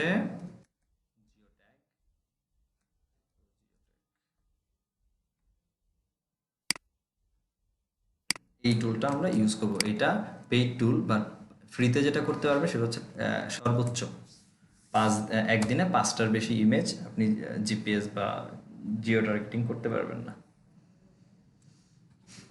ঠিক আছে, আমি দিয়েছি কি? আচ্ছা, দিয়েছি। তো এখান থেকে আসি জিও ট্যাগে। এখান থেকে আমরা আমাদের যে ইমেজটা থাকবে ইমেজটাকে দিয়ে দিব। ইমেজটাকে দেই, ইমেজটা দিয়ে দেওয়ার পর ইমেজটা আপনার এখানে আপলোড হয়ে গেছে। আমার এখানে মূলত এখান থেকেই আপনি নিতে পারবেন, এখান থেকে নিতে পারবেন, বাট এটা অ্যাকচুয়ালি ঠিক হবে না, ঠিক আছে, নেওয়াটা একদম অ্যাকুরেসি হবে না। তো এটার জন্য আমরা যেটা করতে পারি সেটা হচ্ছে আমরা যাব গুগল ম্যাপে। এইটা এটা কে কে জানেন বলেন তো আগে থেকে? এখন যেটা দেখছি আমরা জিও ট্যাগ,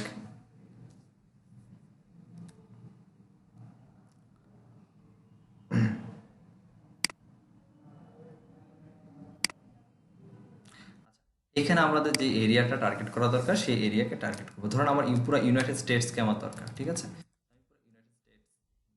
আপনি যদি ইউনাইটেড স্টেটস স্পেসিফিক কোনো কান্ট্রিকে চুজ করতে হয় জিপিএস এর জন্য, সেটা করতে পারেন। আমার পুরোটা দরকার, পুরোটা নিচ্ছি।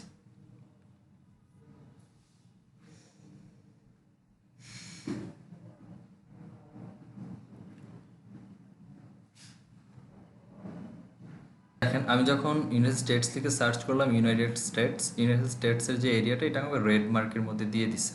দ্যাটস আমাকে কনফার্ম। আমার কি কি দরকার এখানে? এখানে হচ্ছে যেটা দেখাচ্ছে এটা হচ্ছে ল্যাট আর হচ্ছে লন, যেটা ফুল মিনিং হচ্ছে ল্যাটিটিউড আর এটা হচ্ছে লন্টিটিউড, দুইটা। সো ল্যাটিটিউড আর লন্টিটিউড কোথা থেকে নিব? এই যে এখানে ইউআরএল এর দিকে একটু তাকান, একটা অপশন আছে, এই যে একটা দেখা আছে ইউনাইটেড স্টেটস @, পরে এই যে পজিটিভ যেই নাম্বারটা 36.347 কমার আগ পর্যন্ত যেটা, এটা একটা, আর এই মাইনাস ফিগার সহ যেটা, এটা হচ্ছে একটা। এই দুইটাই আমাদের লাগবে অ্যাকচুয়ালি। সো এটাকে নিলাম, নিয়ে আমরা লন্টিটিউডে বসাবো, ঠিক আছে। মাইনাস ফিগারটা বসবে কোথায়? লন্টিটিউডে। আর যেটা পজিটিভ ফিগার বা প্লাস যেটা বা কিছুই নাই, এইটা হচ্ছে ল্যাটিটিউডে বসবে। আমরা এটাকে নিয়ে ল্যাটিটিউডে দিয়ে দিচ্ছি, এগুলোকে কেটে দিব।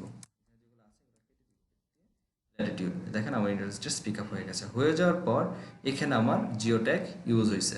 আমরা রাইট এক্সিট ট্যাগ ক্লিক করি, ট্যাগ কমপ্লিট, ফটো ট্যাগ হয়ে গেছে, এখানে ডাউনলোড করে নিই।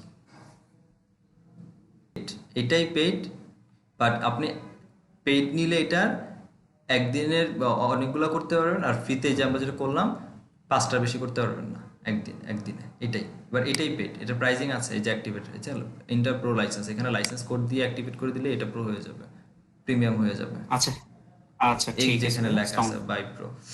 ওকে, তো এইখানে আমরা হচ্ছে শো ইন ফোল্ডার করি।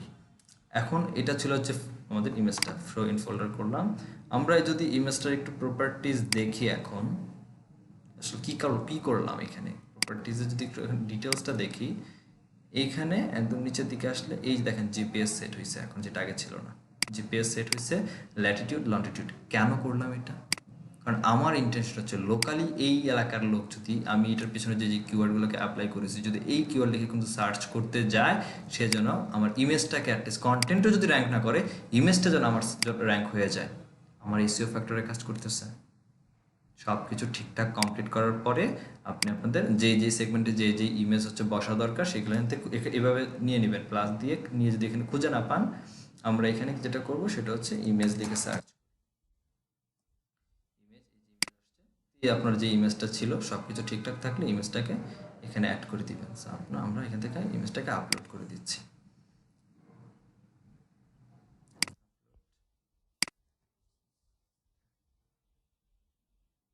ধরেন এটা যদি ইমেজ হয় দিয়ে দিলাম। এরপর আসেন এখানে অল্টার টেক্সট হচ্ছে ইমেজের মধ্যে যে টেক্সট থাকে, এটা গুগল বুঝে না। গুগল আপনি ইমেজটা কিসের, কোন বেসিসে, কোন পারপাসে ইমেজটা, কিসের জন্য এই ইমেজটা, কাকে মেনশন করা হচ্ছে ইমেজটা, এটা বুঝে হচ্ছে এই অল্টার টেক্সট দ্বারা। এখানে আপনার মেইন কিওয়ার্ডটাকে বসায় রাখবেন।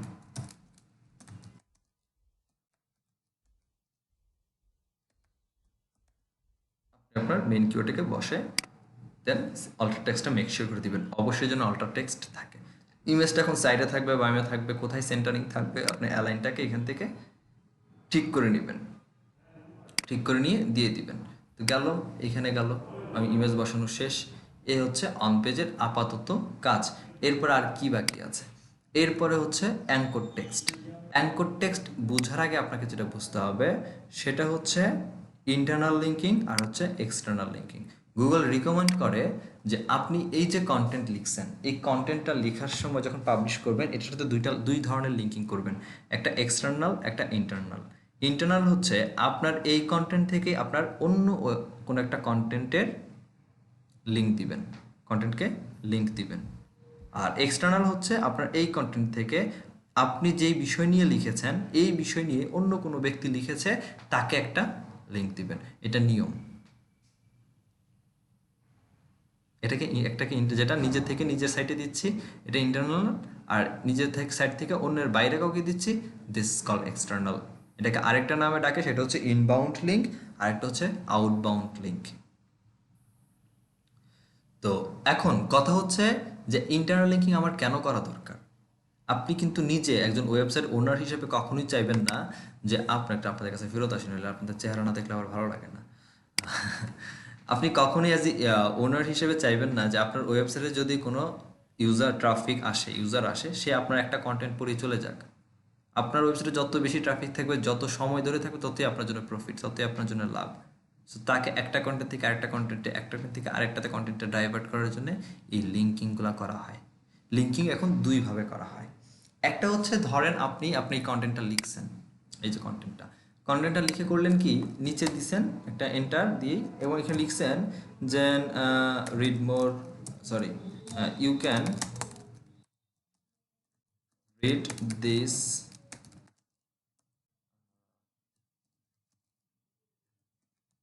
আর্টিকেল। কি করছেন, আপনার ওয়েবসাইটের অন্য যে কন্টেন্টটা আছে বা একটা আলাদা আছে সেইটার একটা পোস্ট মনে করেন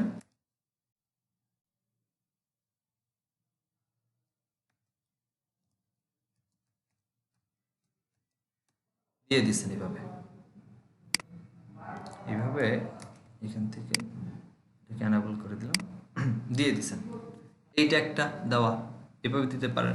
অথবা আপনি কি করছেন যে আপনার সাইটে ময়শ্চারাইজার নিয়ে, এটা হচ্ছে বেস্ট ময়শ্চারাইজার নিয়ে কথা বলছেন, তো মনে করেন আপনার সাইটে ব্রোন নিয়ে কথা বলেছেন, ঠিক আছে। সো আমরা দেখতে পারি এটাকে আপনি কি করছেন, যেহেতু এটা ব্রোন সংক্রান্ত কথাবার্তা এখানে বলা হয়েছে এটার মাধ্যমে, বা আপনার ওয়েবসাইটে অ্যাসিড নিয়ে কথা বলেছেন, বা আপনার হচ্ছে কোকোয়া বাটার নিয়ে কথা বলেছেন। তো ধরুন কোকোয়া বাটার নিয়ে আপনার একটা কন্টেন্ট আছে, আপনি কি করেছেন, কোকোয়া বাটারটাকে ধরলেন, ধরে সিলেক্ট করে এই যেখানে লিঙ্কিং এর অপশন আছে, লিঙ্ক করে আপনার যে ইউআরএলটা ছিল ইউআরএলটাকে এখানে বসায় দিচ্ছেন, দিয়ে এন্টার করে দিচ্ছেন। এখন ইউআরএলটা কোথায় গেল, ইউআরএলটা এই টেক্সটের মধ্যে ঢুকলো। এই যে কাজটা করলাম এই কাজটাকে বলা হয় অ্যাঙ্কর টেক্সট, যেটা এখানে আছে। যখনই আমি কোনো একটা টেক্সটকে সিলেক্ট করলাম এবং এই টেক্সটের মধ্যে আমি কোনো একটা লিঙ্ক দিলাম, যেটাকে আমরা ওয়ার্ডের মধ্যে হাইপার লিঙ্ক করা বলি। যখন আমি করলাম, হাইপার লিঙ্ক কোথায় করে, এই যে এখানে যদি মনে করেন যে আপনি যদি কোনো একটা টেক্সটের সাথে যদি কোনো ওয়েবসাইটে লিঙ্ক করতে চান, সিলেক্ট করে নিয়ে এখানে গিয়ে ওয়ার্ডের মধ্যে যে হাইপার লিঙ্ক আছে, হাইপার লিঙ্ক করে দিয়ে এখানে আপনি লিঙ্ক দিয়ে দিলেই হচ্ছে, এখানে লিঙ্ক দিয়ে দিলাম, এই কন্টেন্ট কি হইলো, লিঙ্কিং হয়ে গেছে, হাইপার লিঙ্কিং যেটা বলে। তো এই যে কাজটা ওয়েবসাইটের মধ্যে করলাম, এখানে এটাকে এই যে টেক্সটার মধ্যে, এই যতটুকু টেক্সটের মধ্যে আমি লিঙ্কটাকে ইনপুট করলাম, এই এতটুকু ওই টেক্সটটাকে, ওই কিওয়ার্ডটাকে বলা হয় অ্যাঙ্কর টেক্সট। কেন এটি ইম্পর্টেন্ট, কেন আমি তো এই যেভাবে দিতে পারতাম, প্রথমবার একটা দেখাইছি না, এভাবে দিতে পারতাম, তো এইভাবে না দিয়ে এটা দেওয়ার যৌক্তিকতা কি। গুগল আপনার সাইটে আসে, আপনার এই সাইটের প্রতিদিন গুগল একটা টাইম মেনটেন করে প্রতিদিন আপনার সাইটে আসবে। তো এসে যখন আপনার এখান থেকে এই কন্টেন্টটাকে সে ক্রাউল করে নিয়ে যাবে, সেখানে রিড করে যে কোনটার কোনো লিঙ্ক গেছে কিনা এই সাইট থেকে। তো দেখতেছে এখান থেকে একটা লিঙ্ক গেছে, আচ্ছা লিঙ্কটা কোথায় গেছে, এই লিঙ্ক থেকে এই লিঙ্কে গেছে নিচে, ভালো কথা। আবার গুগল এখানে এসে দেখতেছে এই টেক্সট থেকে একটা লিঙ্ক আছে, তো গুগল এটা চিন্তা করতেছে এই কোকোয়া বাটার টেক্সট থেকে একটা লিঙ্ক আছে, তাইলে ওই লিঙ্কটা কি নিয়ে, কোকোয়া বাটার নিয়ে, তাইলে কোকোয়া বাটার নিয়ে ওই লিঙ্কটাকে কি র্যাঙ্কিং করানো যায়? খেলাটা খেলতেছে এই জায়গাতে Google. That's why anchor text is the so much important. আমি কি বুঝাতে পারছি? বুঝছি ভাইয়া। এখনকার টাইটেল অ্যাঙ্কর টেক্সট শেষ। এখন কাজটা আমরা এখানে যদি দেখি, ইমেজ এসিওর ব্যাপারটা শেষ, অডিটটা নিয়ে দরকার হলে একদিন, অন্য কোনো একদিন, আপনাদের এখানে লোকাল এসিও আছে, ওই দিন না হয় অন পেজের অডিটটা একবার আপনাদের দেখায় দিব না কীভাবে করতে হয়। তো তো শেষ। এখন আসি আমাদের এখানে যেটা আছে সেটা হচ্ছে প্লাগ ইনের আসে। ইওস্টেসিও প্লাগ ইন থ্রুতে যদি এখন আমরা এগুলোকে একটু মেজারমেন্ট করার ট্রাই করি, আমরা আমাদের মেইন কিওয়ার্ড যদি বলি যে ফেস ময়শ্চারাইজার বা দ্য বেস্ট ফেস ময়শ্চারাইজার বা বেস্ট ফেস ময়শ্চারাইজার, যদি যেটাই আমরা ধরলাম ফেস ময়শ্চারাইজার হচ্ছে আমাদের মেইন কিওয়ার্ড। তো আমরা যেই প্লাগইনটা ইওস্টেসির ইউজ করছি সেটা হচ্ছে ফ্রি ভার্সন, এটার পেইড ভার্সন আছে। সো আপনাদের ক্লায়েন্টের থাকবে আগে থেকে, ফ্রিও থাকতে পারে, পেইডও থাকতে পারে। পেইডে থাকলে আপনি হয়তো বা আরেকটু অ্যাডভান্স ফিচার্সগুলো নিয়ে কাজ করতে পারবেন। তার মধ্যে একটা হচ্ছে এখানে আমরা যে কিওয়ার্ডটাকে ফোকাস করতে চাচ্ছি সেটাকে ইউজ করব। যদি পেইড ভার্সন হয় সেখানে একের অধিক আপনি কিওয়ার্ড কমা দিয়ে দিয়ে ইউজ করতে পারবেন, ঠিক আছে, মাল্টিপল কিপ্রেসগুলোকে ইউজ করতে পারবেন। বাট সেটা পেইড ভার্সনে ফ্রিতে একটাই পারবেন। তারপর এইখানে হচ্ছে আমার টাইটেলটা, এই যে ডেস্কটপ রেজাল্ট বা মোবাইল আমরা প্রিভিউ দেখতে পাচ্ছি, এইটা হচ্ছে সেই জায়গাটা যেটা গুগলে সার্চ করলে আমরা দেখি। এইখানে যে এসইও টাইটেল আছে, এই টাইটেলটা হচ্ছে আমাদের আসল গুগলে দেখার জন্য টাইটেলটা যেটা দিব। গুগলে আমি মানুষকে সার্চ করলে কিওয়ার্ডের জন্য যে টাইটেলটা দেখবে, এইখানে আমরা এটা ইউজ করব। তাহলে টাইটেলটা দুই রকম হচ্ছে, গুগলে সার্চে দেখতেছে একটা, আর এইখানে কন্টেন্টের মধ্যে দেখবে একটা। গুগলে যেটা দেখাবো সেটার জন্য আমরা এই প্লাগইন থেকে এসইও টাইটেলটাকে দিব। এখন একটা কোশ্চেন ছিল টাইটেল নিয়ে কি আমাদের কিছু মেজারমেন্ট আছে কিনা। আচ্ছা, টাইটেল লিখতে গেলে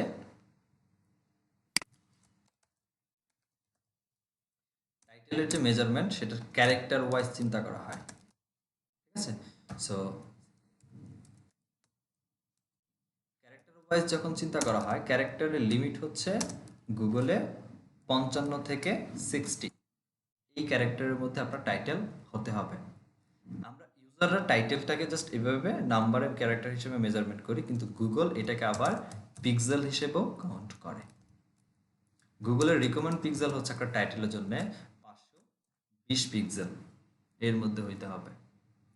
ইওস্টিসি আপনাকে যে হেল্পটা করবে সেটা হচ্ছে আপনি যে টাইটেলটা দিবেন, আপনি জাস্ট এখানে বেসিক লেভেলে একদম মেক শিওর করার ট্রাই করবেন আপনারা যে টাইটেলটা দিচ্ছেন এটা যেন টাইটেল দেওয়ার পর গ্রিন সিগন্যাল পর্যন্তই থাকে। এই যে গ্রিন সিগন্যাল পর্যন্ত কমপ্লিট করবেন, গ্রিন সিগন্যালটাকে আনার ট্রাই করবেন। গ্রিন সিগন্যালের ওভার নেবেন না। যেমন আমি যদি এখানে আরেকটু লিখি যে লাল হয়ে গেছে, এটা করা যাবে না, ঠিক আছে, লাল হওয়া যাবে না। বা আমি যদি কমও লিখি, সাপোজ আমি যদি আরো কম লিখি, একটু এইটাও রাখা যাবে না, ধূসর রং। যেটা আমাদের যেটা করতে হবে সেটা হচ্ছে একদমই টাইটেলটাকে গ্রিন রাখতে হবে একদম। এখানে একটা জায়গা, এটা অলওয়েজ গ্রিন রাখবেন। স্লাগ হচ্ছে এই যে আমাদের এখানে ইউআরএল অপটিমাইজেশন ছিল, ইউআরএল অপটিমাইজেশনের কাজ বা ইউআরএল অপটিমাইজেশনটা স্লাগ থেকে আমরা করব। এখানে ডেফিনেটলি স্লাগ বলতে এই যে ইউআরএল যেটা হচ্ছে আনডিফাইন্ড লেখা আছে, এখানে আপনি যেই স্লাগে যেই কথাটা লিখবেন সেটাই আপনার ইউআরএল হিসাবে কাউন্ট হবে। ডেফিনেটলি মেক শিওর করবেন ইউআরএল এর মধ্যে বা স্লাগে যেন মেইন কিওয়ার্ডটা ডিপ্লয় করা থাকে বা ইউজ হয়ে থাকে, অবশ্যই এটা রাখবেন। মেটা ডেসক্রিপশনেও একই অবস্থা, ক্যারেক্টার ওয়াইজ কাউন্ট করা হয়। ক্যারেক্টার ওয়াইজ হিসাবে মেটা ডেসক্রিপশনের ক্যারেক্টার হচ্ছে 155 থেকে 160 ক্যারেক্টার, কখনো কখনো 166 ক্যারেক্টারও অ্যালাউ করে।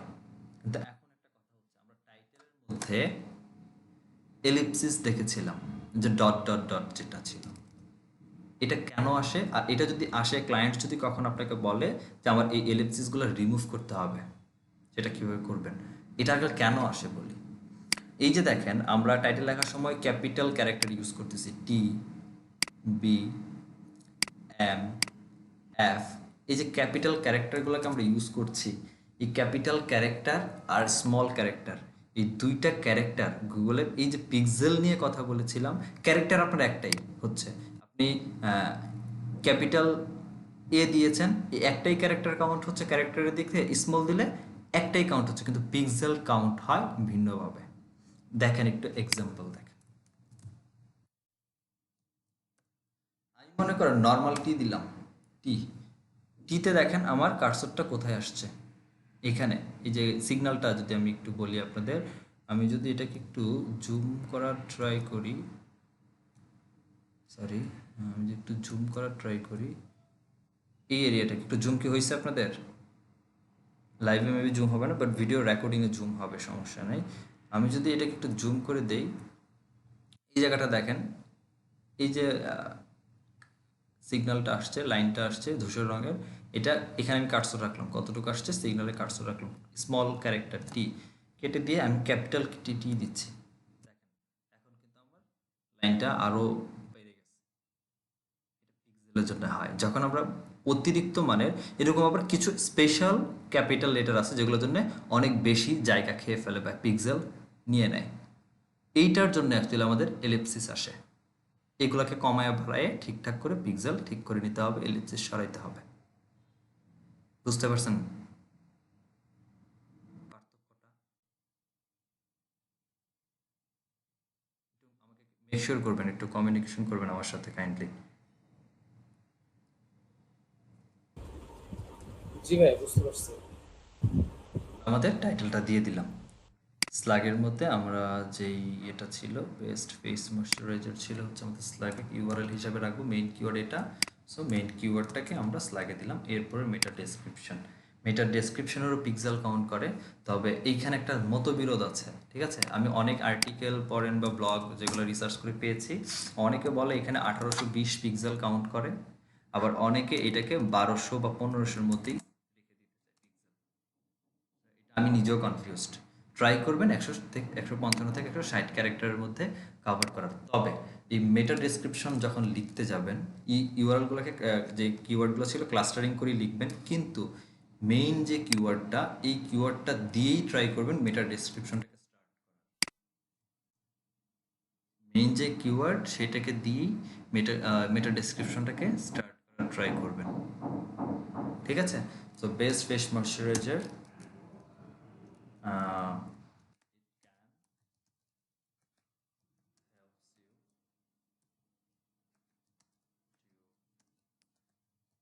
your face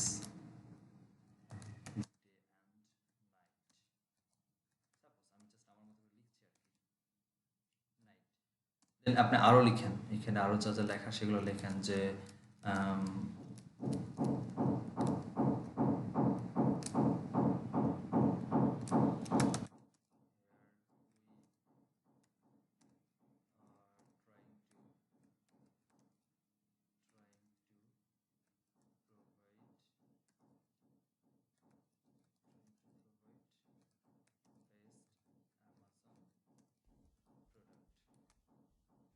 শেষ, আমার গ্রিন সিগন্যাল কমপ্লিট হয়ে গেছে, আমি আর এটা বাড়াতে চাচ্ছি না, রেখে দিলাম।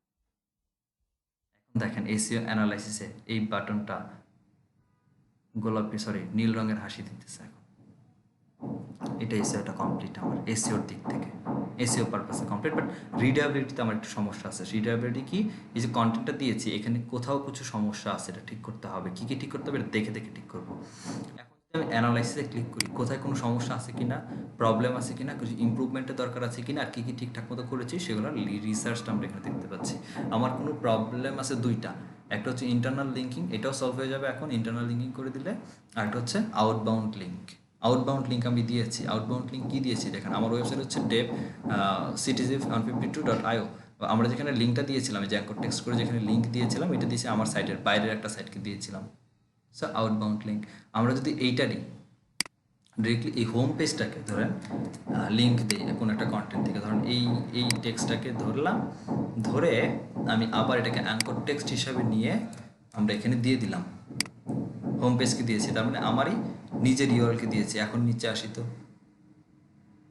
এখন দেখেন ইন্টারনাল লিঙ্কিংটাও কমপ্লিট হয়ে গেছে। এখন কিপ্রেস ইন সাব হেডিং এটাকে ইউজ করতে বলছে H2-তে, আরও কিছু ইউজ করতে বলছে সিনোনিম সহ। আমার এখানে কম হয়ে গেছে, আরও কিছু জায়গার মধ্যে সাব হেডিং ইউজ করা দরকার ছিল, বাট আমি আর যদি প্রয়োজন না হয়, যেহেতু আমার গ্রিন সিগন্যাল ট্রলটাই চলে আসছে এখানে, আপনার যদি এখানে না লাগতেছে, জোরপূর্বক তো দেওয়ার কিছু নাই, না লাগলে আর দরকার নেই, থাকুক এটাইভাবে, সমস্যা নেই। এই হচ্ছে বাকি কাজ কমপ্লিট। আসেন রিডাবিলিটিতে এখন দেখি ইউএসডিসিও প্লাগইন থ্রুতে। রিডাবিলিটি এইখানে বাকি প্যাসিভ ভয়েস ঠিকঠাক আছে, আমি অ্যাক্টিভ ভয়েসই লিখছি সব কিছু। সেন্টেন্সের কনসিকিউটিভ ঠিক আছে, সেন্টেন্সের লেন্থ ঠিক আছে, ওয়ার্ড ঠিক আছে, বাট আমার সাব হেডিং হচ্ছে একটা বলতেছে one section of your text is longer than 300 words that is not separated by any সাব হেডিংস। ঠিক আছে, এমন একটা জায়গা লিখছি যেখানে 300 ওয়ার্ডের বেশি আছে, পড়ে গেছে, বাট এটাকে অন্য কোনো সাব হেডিং দ্বারা আলাদা করা হয় নাই। কি হতে পারে? এটা হতে পারে, এটা হতে পারে আমার কাছে কেন যেন মনে হচ্ছে। আমি যদি একটু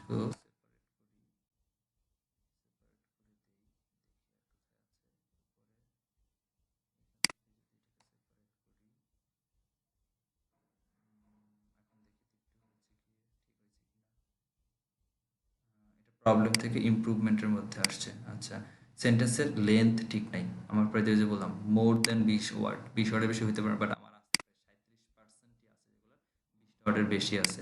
এই আই বাটনে ক্লিক করলে আপনাকে হাইলাইট করে দিবে কোন কোন সেন্টেন্সগুলো আপনার এখানে আছে যেগুলো 20 ওয়ার্ডের বেশি আছে। সেন্টেন্সগুলোকে শর্ট করার ট্রাই করেন, কেটে দিলাম।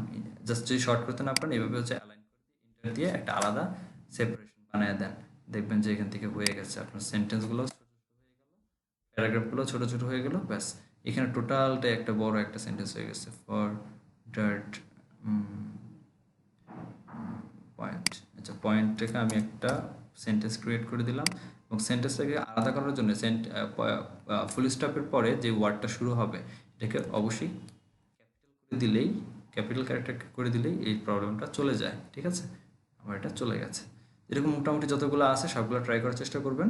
আমাদের এখানে 37% ছিল, এখন থেকে কত পার্সেন্ট সাইজ, এখন 35%। এভাবে ধরে ধরে ঠিক করতে হবে। ঠিক করে দিলে এইটার প্রবলেমটা যখন সেন্টেন্স ঠিক হয়ে যাবে, এইটা অটোমেটিক্যালি তখন গ্রিন সিগনালে কনভার্ট হয়ে যাবে। এটাই ইউএসড এসইওর কাজ, যেটা আপনাদের মডিউলে জাস্ট ছিল যে দেখায় দেওয়া ইউএসড এসইও দেখে ওয়ান পেজ এসইও করতে হয়। এটাই একটা কন্টেন্ট দিবেন, দেখে দেখে এগুলোকে ঠিক করবেন, এখানে ইন্টারনাল এক্সটার্নাল লিঙ্কিং করে দিবেন, যেটা আপনাদের মডিউলের মধ্যে এবার ছিল, বাট আমি তো কিছু বাড়তি যোগ করেছি। দ্যাটস ইট, এটাই ইউএসড এসইও প্লাগইনের কাজ, আর কিছু না। যেমন এখানে আছে, এটাকে আমার একটু ডিভাইড করতে হবে, এটাকে করে দিলে ঠিক হয়ে যাবে আমি জানি। এটাকে করে দিলাম, আলাদা করে দিলাম। এইখানে অনেক বড় একটা সেন্টেন্স আসছে, সো এইখানে যদি আমি একটা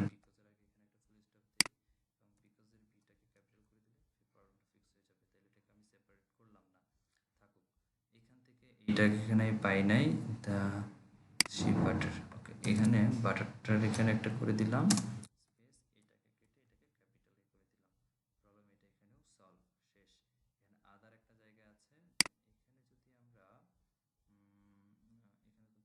করার মতো কোনো জায়গা পাচ্ছি না আমি, তো এটা এইভাবে থাকুক, সমস্যা নেই। অন্য একটা দেখি, গোজ স্টোর, এই যে স্টোর পর্যন্ত ফুল স্টপ দিয়ে দিলাম, আর বিটাকে ক্যাপিটাল করে দিলে প্রবলেমটা সলভ হয়ে যাওয়ার কথা, হয়ে গেছে।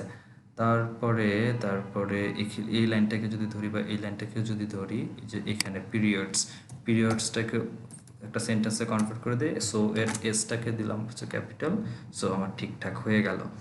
এটা বুঝবেন যে কোথায় সেন্টেন্সটা ঠিক শেষ করা যায়, হ্যাঁ, একটা মিনিংফুল সেন্টেন্স রাখা যায়। সো এর পরে তো আসলে আলাদা একটা ক্যাটাগরি বা সেন্টেন্সই শুরু হচ্ছে, সো এইভাবেই দিয়ে দিয়েছি। এইখানে যদি বলি I ask from it moisturiser for dry skin create করলাম, এবং অ্যান্ডটাকে যদি প্রয়োজন মনে হচ্ছে না কেটে দিতে পারি, কেটে দিলাম, কেটে দিয়ে আমরা পোটাকে চলে রাখলাম যে on that self and time, এটাকে যদি আমি এন্টার দিয়ে দিই, প্রবলেম সলভ। এখন দেখি মোটামুটি কি আছে, অবস্থা কি হয়েছে। 35% ছিল, যদি ডাউনে আসি, এটাও দেখেন গ্রিন সিগন্যাল এখন হয়ে গেছে, রিডাবিলিটি, কারণ আমার এই সেন্টেন্সের লেন্থটাও ঠিক হয়ে গেছে, এই যেটা কমপ্লিট, এটাও গ্রিন সিগন্যাল। এগুলো যদি খুব বেশি প্রয়োজন না হয়, দরকার নেই, রেখে দেন। এখানে যেটা দেখাচ্ছে রিডিং ইজ, হ্যাঁ, ইজের ব্যাপারটা হচ্ছে যে এটা হচ্ছে মাত্র 53ই করছে আউট অফ 100-এর মধ্যে। So to make shorter sentence improve readability, তো আমার সেন্টেন্সগুলো অনেক লং আছে, সেন্টেন্সগুলো একটু শর্ট করতে বলছে, ছোটো ছোটো সেন্টেন্স লিখতে বলতেছে আমাকে। তো আপনি যত যেখানে যেখানে প্রয়োজন মনে হবে সেটাকে ঠিক করে গ্রিন সিগন্যাল কমপ্লিট করার ট্রাই করবেন। On page SEO complete, just SEO plugin থ্রুতে। কোনো কোয়েশ্চেন্স?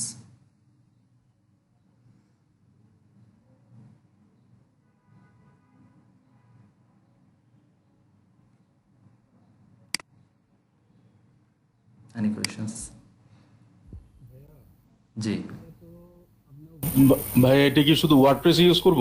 জি, ইউএসটিসিও প্লাগ ইন বলেন, র্যাঙ্ক ম্যাথ প্লাগ ইন বলেন, এগুলো শুধু অন পেজে ইউজ করতে পারবো, ওয়ার্ডপ্রেসের সাইটে ইউজ করতে পারবো আর কি। জি জি। সেই ক্ষেত্রে অন্যভাবে করতে হবে, শপিফাই আলাদা সিস্টেম আছে, এইচটিএমএল সাইটের জন্য কোডিং করে করতে হবে আলাদা আলাদাভাবে, ওইগুলোর জন্য আপনাকে আরও অ্যাডভান্স হিসেবে জানতে হবে। শপিফাইয়ের জন্য একদমই অ্যাডভান্স জানতে হবে, শপিফাই ঠিকঠাক মতো এসে করতে, শপিফাই যদিও ফাংশনটা আলাদা, সিএমএস এর মতোই, প্রায় ওয়ার্ডপ্রেসের মতোই, কিছু কাজ পেরে যাবেন, বাট প্রপারলি করতে গেলে একটু অ্যাডভান্স জানতেই হবে।